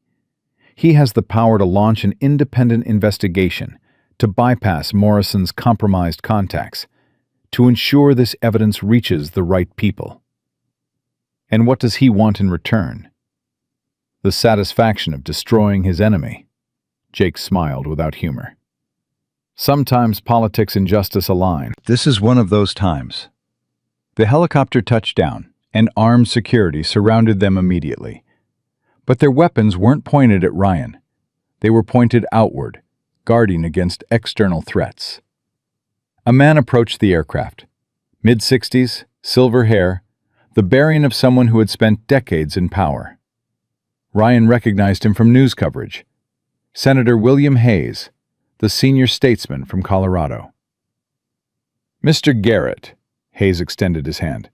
I've heard a great deal about you. You've done something remarkable. Ryan didn't take the offered hand. I protected a child. That's not remarkable. That's basic human decency. In my experience, basic human decency is the rarest quality in Washington. Hayes withdrew his hand without offense. Please, come inside. We have much to discuss, and your young charge needs medical attention. They entered the compound, Shadow sticking close to Lily's side. Medical personnel checked the girl immediately. Dehydration, malnutrition, frostbite on her toes that had narrowly avoided becoming serious. Through it all, Lily kept her eyes on Ryan, only relaxing when she could see him clearly. She's attached to you, Hayes observed, watching from across the room. She's been through hell. I'm the only stable thing in her life right now. What happens when this is over? When Morrison is prosecuted and the network is dismantled? That's not your concern. Perhaps not, but I've read the files, Mr. Garrett. I know what Elena Mercer documented. I know what these men have done to children.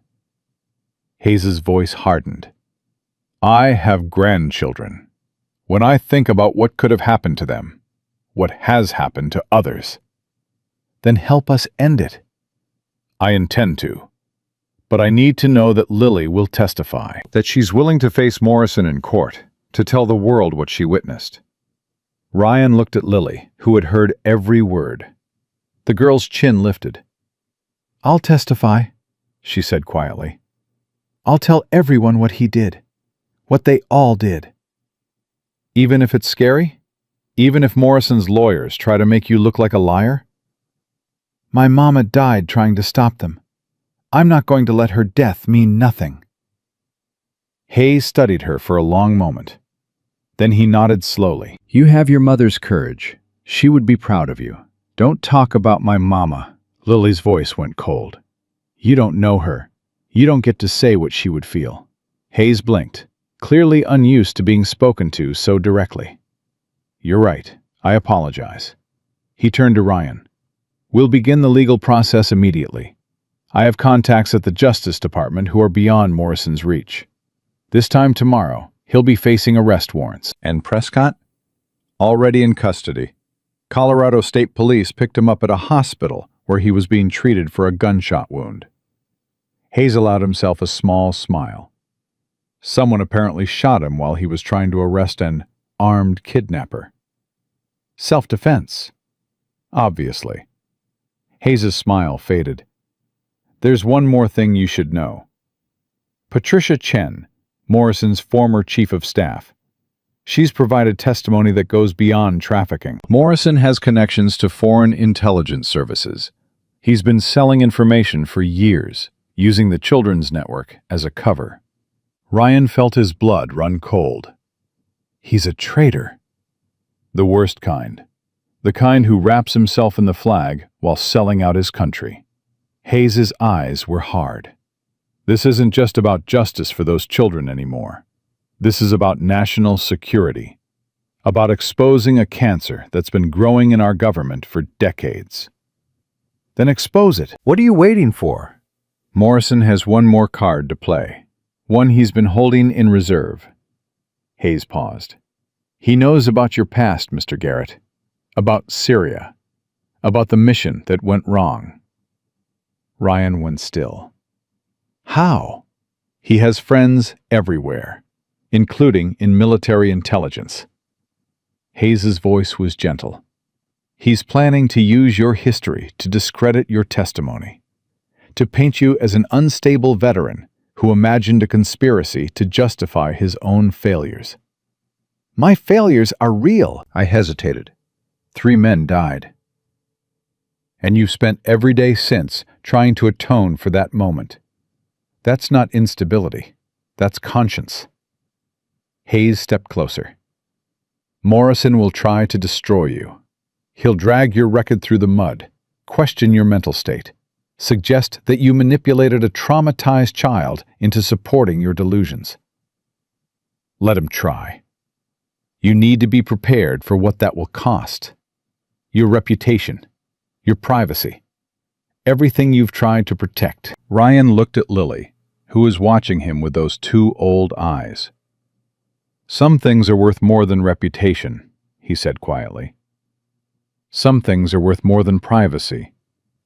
And if the public believes Morrison's version, if they see you as the villain, then they see me as the villain. But the truth doesn't change just because people don't believe it. Ryan's jaw tightened.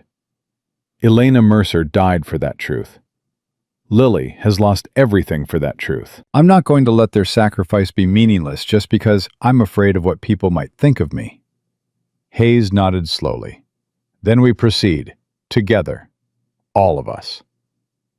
That night, Ryan sat beside Lily's bed as she drifted towards sleep. Shadow lay at the foot of the bed, his eyes closed, but his ears still tracking every sound. The dog would wake at the slightest threat. Ryan knew this from years of shared vigilance. "Ryan?" Lily's voice was drowsy. "I'm here." "What happens if Senator Hayes is wrong? What if Morrison gets away with it?" "He won't." "But what if he does? What if his lawyers are smarter? What if people believe his lies? What if—" "Lily." Ryan took her hand.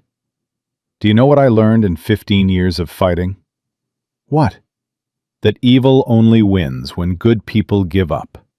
When they decide the fight is too hard, the enemy is too strong, the cost is too high." He squeezed her fingers. "We're not going to give up.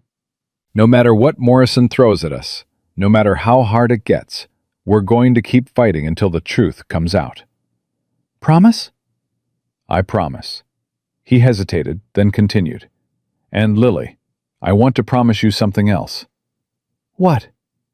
"When this is over, when Morrison is in prison and you're safe, I want you to come live with me, if you want to." Ryan's voice was rough with emotion. "I have a cabin in the mountains.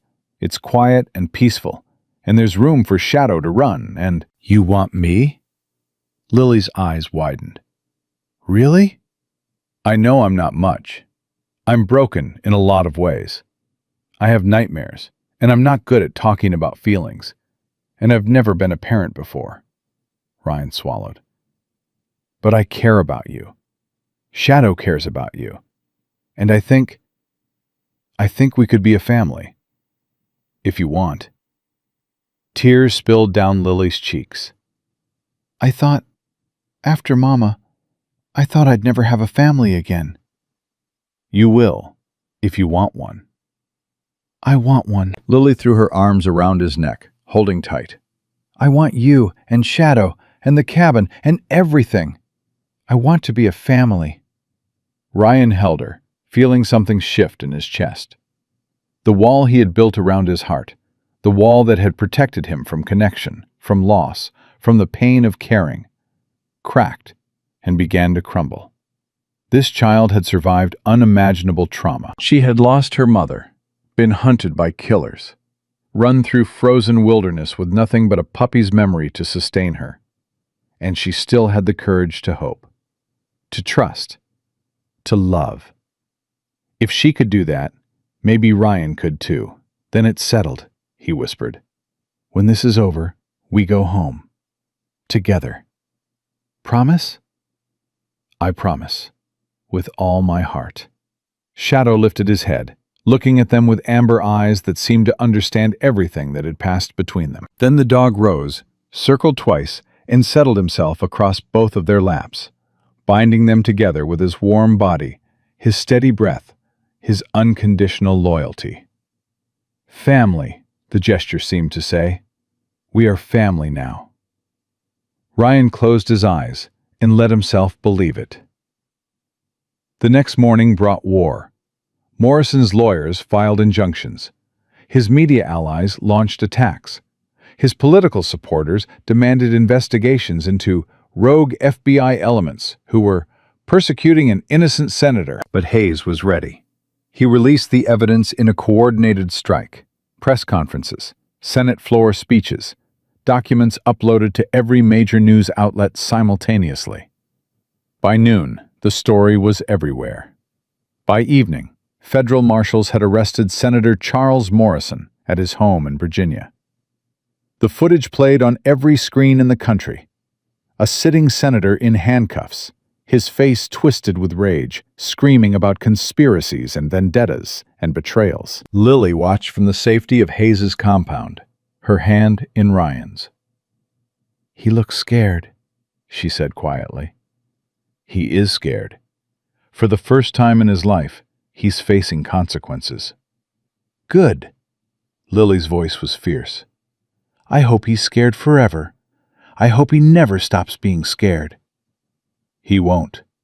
Prison will make sure of that." Shadow pressed against Lily's legs, and she absently stroked his fur. "Mama would have liked this," she said after a moment. "Seeing him caught." Seeing all of them caught. She's seen it. Wherever she is, she's watching. "Do you really believe that?" Ryan thought about his own losses, the teammates he had failed, the guilt that had driven him into isolation, the years he had spent convinced that the dead were simply gone. "I believe that love doesn't disappear," he said finally. "It changes form. It becomes memory, becomes legacy, becomes the courage we carry forward."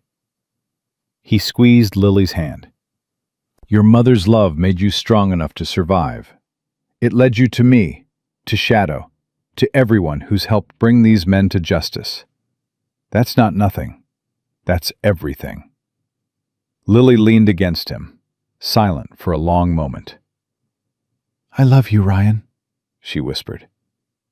"You're my family now." "And you're mine." He pressed a kiss to the top of her head. "Forever." The television continued to show Morrison's arrest, his empire crumbling, his secrets exposed. But Ryan wasn't watching anymore. He was holding his daughter, planning their future, believing for the first time in years that hope was more than just a word. The trial began on a gray February morning. Ryan sat in the front row of the federal courthouse, Lily pressed against his side. Shadow lying at their feet, despite the objections of security personnel. The judge had made an exception, the girl's emotional support animal, he called it, though Ryan knew Shadow was far more than that. Senator Charles Morrison entered in handcuffs, flanked by federal marshals. The man who had once commanded rooms with his presence now shuffled like a broken thing, his silver hair unkempt, his expensive suit wrinkled from weeks in custody. His eyes found Lily across the courtroom. Ryan felt the girl stiffen, her small hand gripping his with sudden intensity. "He's looking at me," she whispered. "Let him look. He can't hurt you anymore." "I know, but his eyes..." Lily shuddered. "They're the same as that night. Cold. Empty. Like nothing matters to him except himself. That's who he is. That's who he's always been." Ryan squeezed her fingers. "But today he faces what he's done. Today, the whole world sees the monster behind the mask." The prosecution began their case. For 3 weeks, they presented evidence that Elena Mercer had painstakingly gathered: financial records, transfer documents, photographs of children who had vanished into Morrison's network. Expert witnesses testified about the trafficking routes. Forensic accountants traced money through layers of shell companies. Former associates turned state's evidence, trading their testimony for reduced sentences. And through it all, Morrison sat motionless, his face betraying nothing. Until Lily took the stand. Ryan watched her walk forward. This 8-year-old girl who had survived frozen forests and armed pursuit, who had lost her mother and nearly lost her life, who had somehow found the courage to face her demons in a room full of strangers. "State your name for the record." "Lily Rose Mercer." "And how old are you, Lily?" 8. My birthday was last month." She glanced at Ryan. "Ryan made me a cake. It was chocolate." A soft murmur rippled through the courtroom. The prosecutor smiled gently. "Lily, I need to ask you some difficult questions. Can you do that for me? Yes. Do you recognize the defendant, the man sitting at that table? Lily's eyes moved to Morrison. Her body trembled, but her voice stayed steady. Yes, I recognize him. Where did you first see him? At our house, before my mama knew about the sheriff. He came for dinner. He brought me presents, a doll, and some candy. Did anything about that visit seem strange to you? He kept looking at me. Lily's voice dropped. Not like how grown-ups usually look at kids. Different. It made me feel... She struggled for words. Wrong. It made me feel wrong inside. Did you tell your mother about this feeling? Yes, she said I was probably imagining things. She said he was an important man who helped children. Lily's jaw tightened. She didn't know then. She didn't know what he really was. When did she find out? Later, after she started looking at the files. After she saw all the children who went away and never came back. Lily's eyes filled with tears. She cried. I heard her crying in her room at night. She said she couldn't believe she'd let a monster into our house. And what happened after your mother discovered the truth? Lily took a shaky breath. She started hiding things. Evidence. She said it had to be kept safe because bad people would try to destroy it. Her voice cracked. She said if anything happened to her, I should tell someone about the old mill, about the hiding place. And then?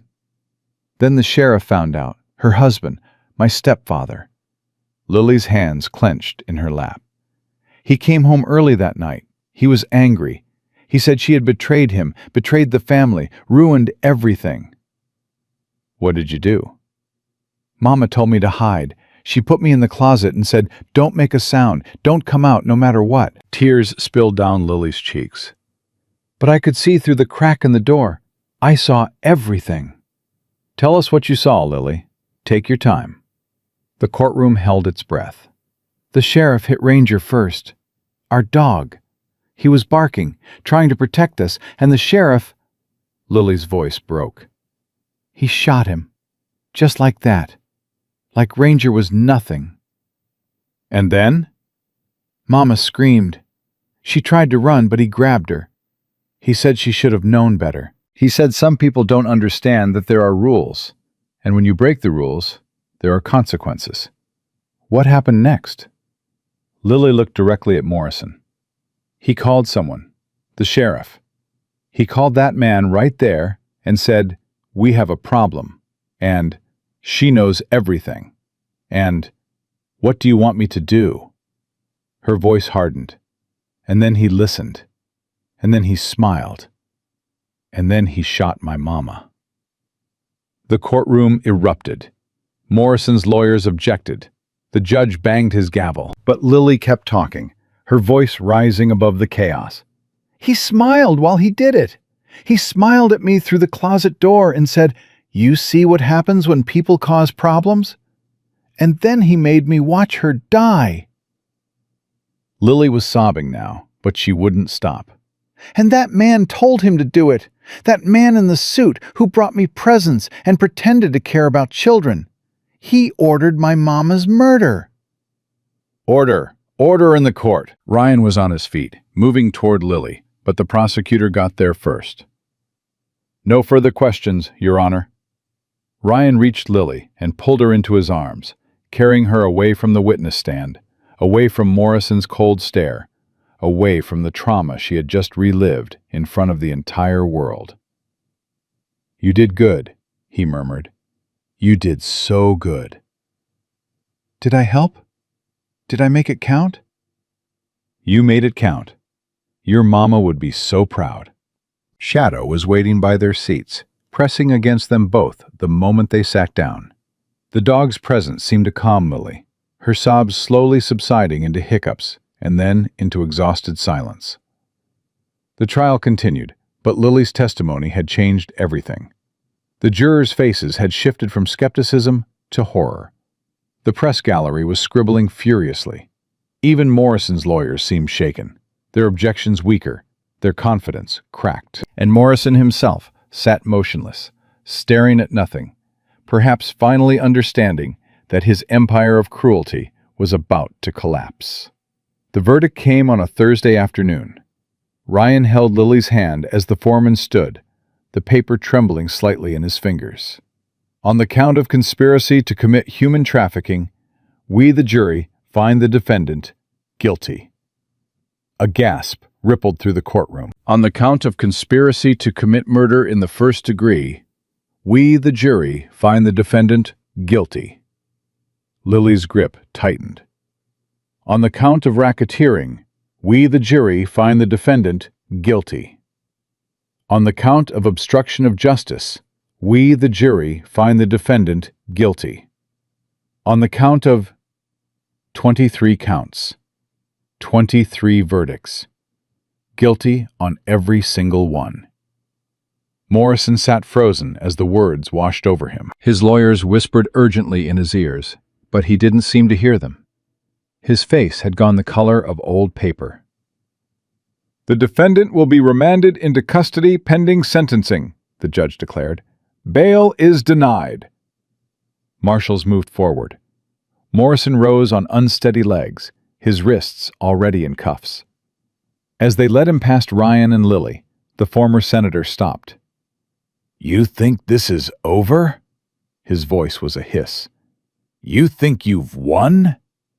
I have friends everywhere. I have resources you can't imagine. This is just the beginning. Ryan stood slowly, putting his body between Morrison and Lily. No, he said quietly. This is the end. Your friends are being arrested as we speak.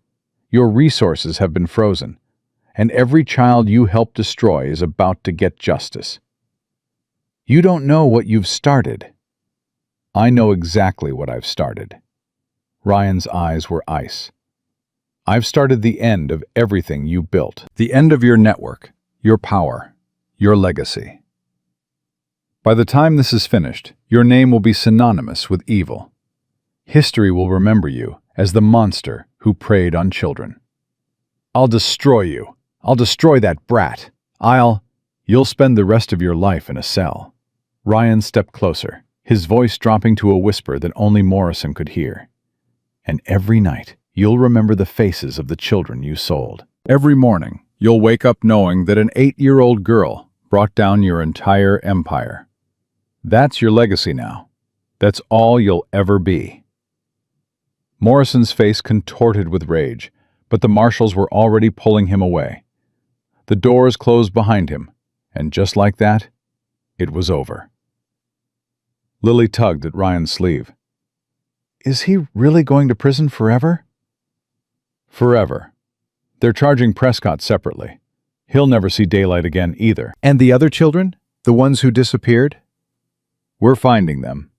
Jake's team has already recovered 19. More every day.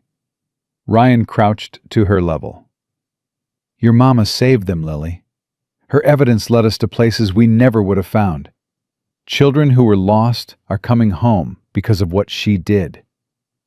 Tears streamed down Lily's face, but she was smiling. She did it. She really did it. You both did. Together.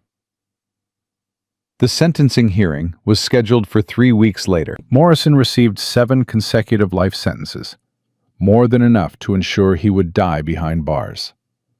His assets were seized, his properties auctioned, every penny redirected to funds that would support the victims of his crimes. Prescott received 6 life sentences plus an additional 50 years. The judge called him a disgrace to the badge he wore, and a predator who used his position to destroy the most vulnerable members of society. Deputy Marcus Cole testified against both of them. In exchange for his cooperation, he received a reduced sentence of 10 years, but more importantly, he received the chance to make amends. I know nothing I do will bring back the children we lost, Marcus said in his final statement. I know nothing will undo the harm I caused by looking the other way. But I hope, I pray, that my testimony helps build a system that never allows this to happen again. That's all I can offer. That's all I have left." After the hearing, Marcus found Ryan in the hallway. "I wanted to thank you," the former deputy said, "for giving me a chance, for believing I could be more than my worst mistakes. Everyone deserves a chance to make things right. Not everyone takes it." Marcus looked at Lily, who was playing with Shadow nearby. "Take care of her. She's special." "I know." "And the dog?" Marcus smiled faintly. "He's pretty special too." "They both are." The adoption was finalized in March. Ryan stood before a family court judge, Lily beside him, Shadow sitting at attention between them. The paperwork had taken months. Background checks, home studies, psychological evaluations, legal proceedings that seemed designed to test every ounce of their patience. But finally, impossibly, they had reached this moment. "Mr. Garrett," the judge said, "you've demonstrated extraordinary commitment to this child's welfare. You've protected her from unimaginable danger, supported her through trauma, and provided the stability she desperately needed." "I did what anyone would do." "No, Mr. Garrett. You did what few would even attempt." The judge looked at Lily. "And you, young lady, have shown courage that would humble most adults. You've faced monsters and survived. You've spoken truth when silence would have been easier. You've honored your mother's memory in ways that will echo through generations." "I just did what Mama taught me," Lily said quietly. "She said always tell the truth, even when it's scary. She said truth is the only thing that lasts." "She was a wise woman," the judge smiled. "It is the judgment of this court that the adoption of Lily Rose Mercer by Ryan James Garrett is hereby approved. From this day forward, you are legally and permanently father and daughter." The gavel came down. Lily turned to Ryan, her eyes shining. "It's real? It's really real?" "It's really real." Ryan pulled her into his arms. "You're my daughter, officially, forever." "I have a dad." Lily was crying and laughing at the same time. "I have a real dad again." Shadow pressed against them both, tail wagging, as if he understood exactly what had just happened. "What do you want to do to celebrate?" Ryan asked when they finally pulled apart. "Go home." Lily's voice was firm. "I want to go home." They returned to the cabin in the Colorado mountains, the same cabin where Ryan had spent months hiding from the world, the same cabin where he had never expected to find family. Everything looked different now. The walls that had felt like a prison now felt like protection. The silence that had been oppressive now felt like peace.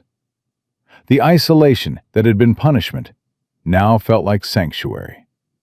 Lily ran through the rooms, Shadow at her heels, exploring every corner with the excitement of someone discovering a kingdom. "This is my room?" She stood in the doorway of the small bedroom Ryan had prepared, staring at the bed with its purple comforter, the bookshelf already filled with stories, the window that looked out over endless forests. "This is your room, forever." "And Shadow can sleep with me?" "Shadow sleeps wherever he wants, but I have a feeling he'll want to be right beside you." As if to prove the point, the German Shepherd jumped onto the bed and settled himself against the pillows, looking at Lily with an expression that clearly said, "This is exactly where I belong." Lily laughed, a pure, joyful sound that Ryan hadn't heard since finding her. "He does belong here. We all do." The months that followed were a gradual process of healing. Lily started school in the nearby town, a small, tight-knit community where everyone knew about the girl who had helped bring down a senator. Some children stared. Some asked questions. Most simply accepted her as another kid trying to find her place. She made friends. Slowly, cautiously, but genuinely. Ryan watched it happen with a mixture of pride and fear. The same fear he had felt watching his teammates approach danger. the fear that something precious could be lost in an instant. But Lily was stronger than he had ever been. She carried her trauma not as a burden, but as armor, protection against a world that had tried to destroy her. "Do you still have nightmares?" she asked him one evening as they sat by the fire. "Sometimes. Less than before." "Me too." Lily stroked Shadow's fur absently. "But they're different now. Before, I was always alone in them. Now you're there. And Shadow, even in the scary parts, I know I'm not alone." "You'll never be alone again. Promise?" "I promise." Ryan pulled her close. "I promised you forever, and I meant it. No matter what happens, no matter where life takes us, you will always have me." "And Shadow." "And Shadow. The three of us. Together. Family." Lily was quiet for a moment. Then, "Ryan?" "Yeah?" "I think Mama sent you. I think she knew I needed someone, and she made sure you were there." Ryan thought about the morning he had found her, the nightmare that had woken him early, Shadow's insistence on a different patrol route, the sequence of events that had led him to a dying child in a frozen forest.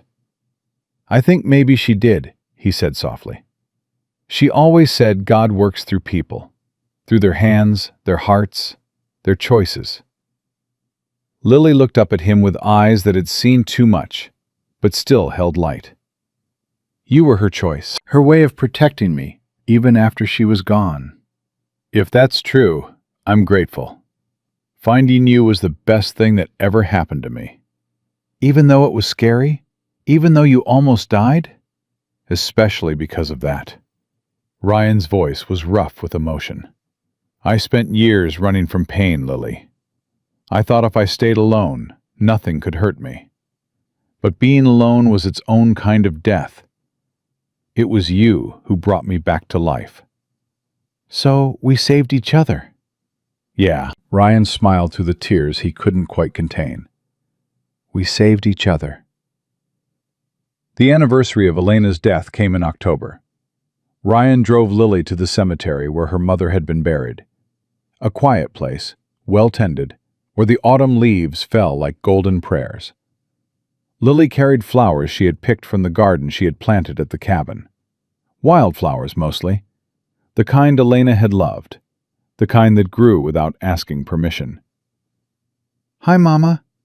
Lily knelt beside the headstone, her voice soft. "I know it's been a while. I'm sorry I didn't come sooner. Everything was so crazy, and then there was school, and Ryan said I should wait until I was ready." Ryan stood a few feet back, giving her privacy. Shadow sat beside him, watching over Lily with the same vigilance he had shown since the day they found her. "I have so much to tell you," Lily continued. "Senator Morrison is in prison. So is the sheriff. All the bad people you were trying to stop. They're gone. They can't hurt anyone else."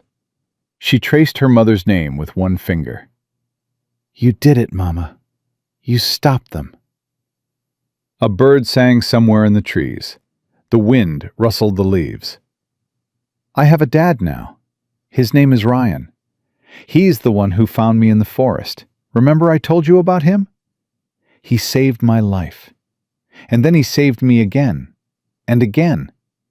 And then he adopted me." Lily smiled through her tears.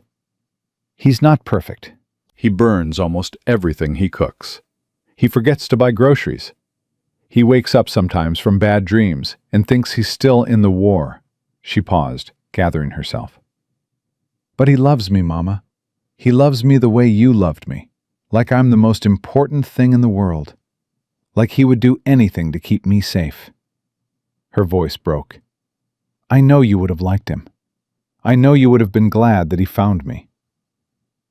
Ryan felt tears streaming down his own face, but he didn't wipe them away. Some moments were meant to be felt completely.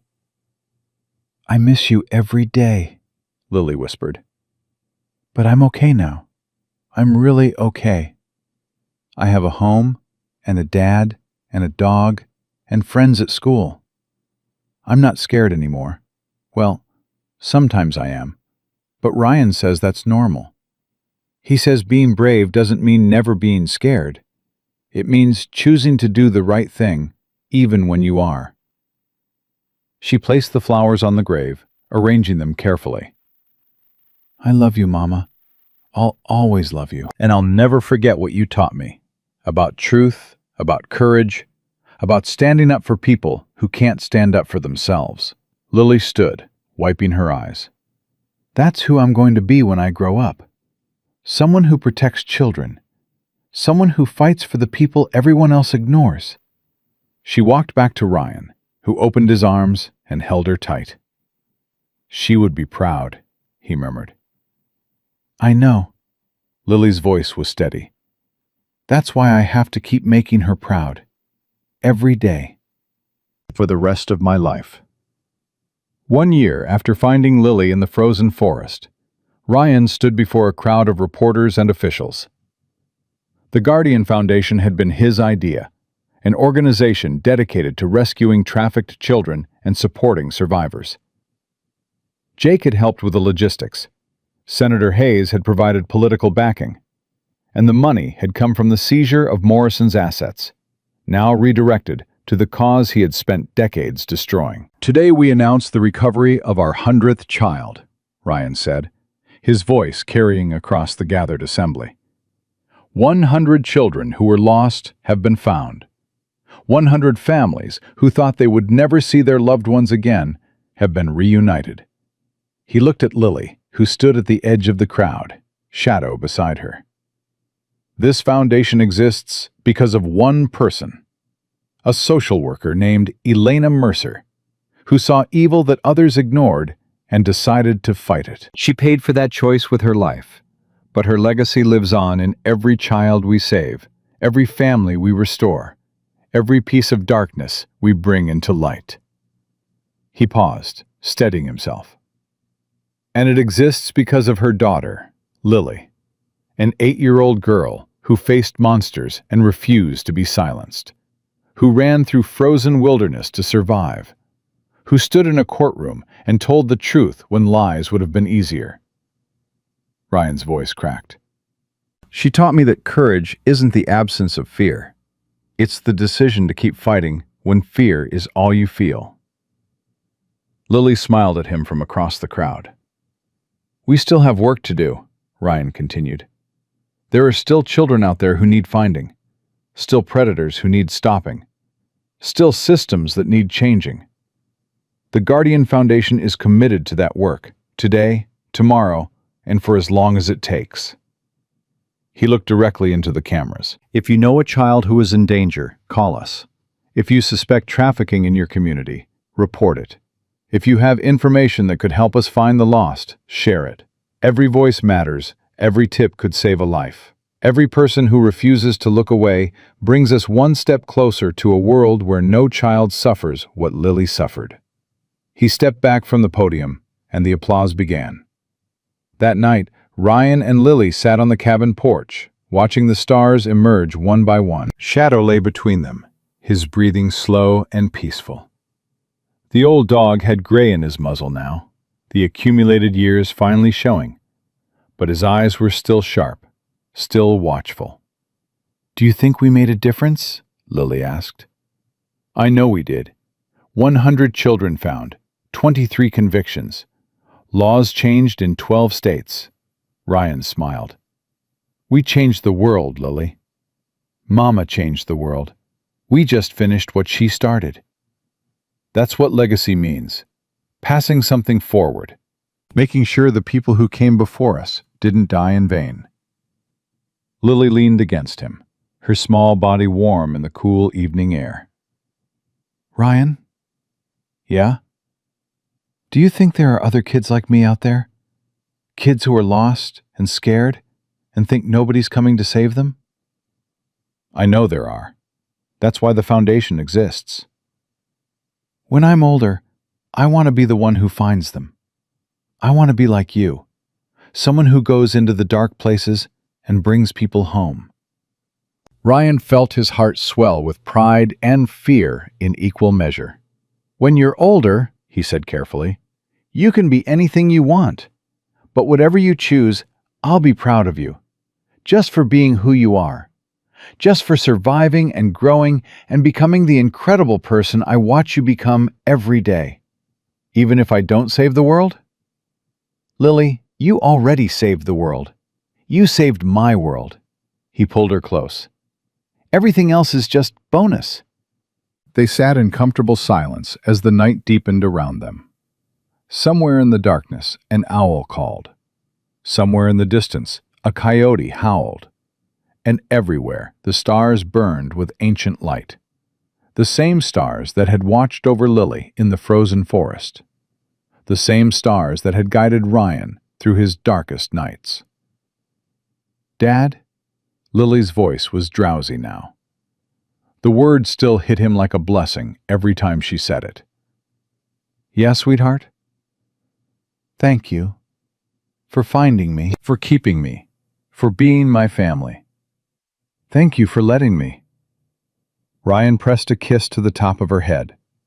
"Thank you for teaching me that it's never too late to start over, that broken people can heal, that love can grow in the most unexpected places." Mama said that once, about love growing in unexpected places. Your mama was a wise woman. She was. Lily yawned. I'm going to be just like her when I grow up, and just like you. You're going to be better than both of us. Lily's eyes closed, her breathing deepening into sleep. Ryan held her in the starlight, shadow warm against their legs, the cabin standing solid behind them. He thought about the journey that had brought them here, the nightmare that had woken him early, the patrol that had led to a crashed van, the hollow log where a dying child had clutched a puppy's memory like a prayer. He thought about the battles they had fought, the losses they had suffered, the victories they had won against impossible odds. And he thought about the future, not with fear anymore, but with hope. The kind of hope that comes from knowing you have something worth fighting for, something worth living for, something that makes every scar, every nightmare, every moment of doubt worthwhile. Family, purpose, love. Sometimes miracles don't arrive with thunder and lightning. Sometimes they come quietly, on frozen feet, begging for help in a voice that has forgotten how to hope. And sometimes the people who save us are just as lost as we are, just as broken, just as desperate for something to believe in. Ryan had gone to the mountains to disappear. Instead, he had found the reason to exist. Lily had run through the wilderness to survive. Instead, she had found the home she thought she'd lost forever. Shadow had tracked a scent through the frozen forest. Instead, he had tracked them both to a future none of them expected. If you're watching this story during your own dark winter, remember, you are not abandoned. You are not forgotten. Help is coming, sometimes in the form of a stranger, sometimes in the form of a dog, sometimes in a way you never could have imagined. Hold on. Keep running. Keep fighting. Because somewhere out there, someone is looking for you. Someone who won't stop until they find you. Someone who will carry you through the cold and bring you home. Share this story with someone who needs hope. Comment where you're watching from. Subscribe so more stories of courage and redemption can reach the hearts that need them. And remember the truth that Ryan and Lily discovered in a frozen forest.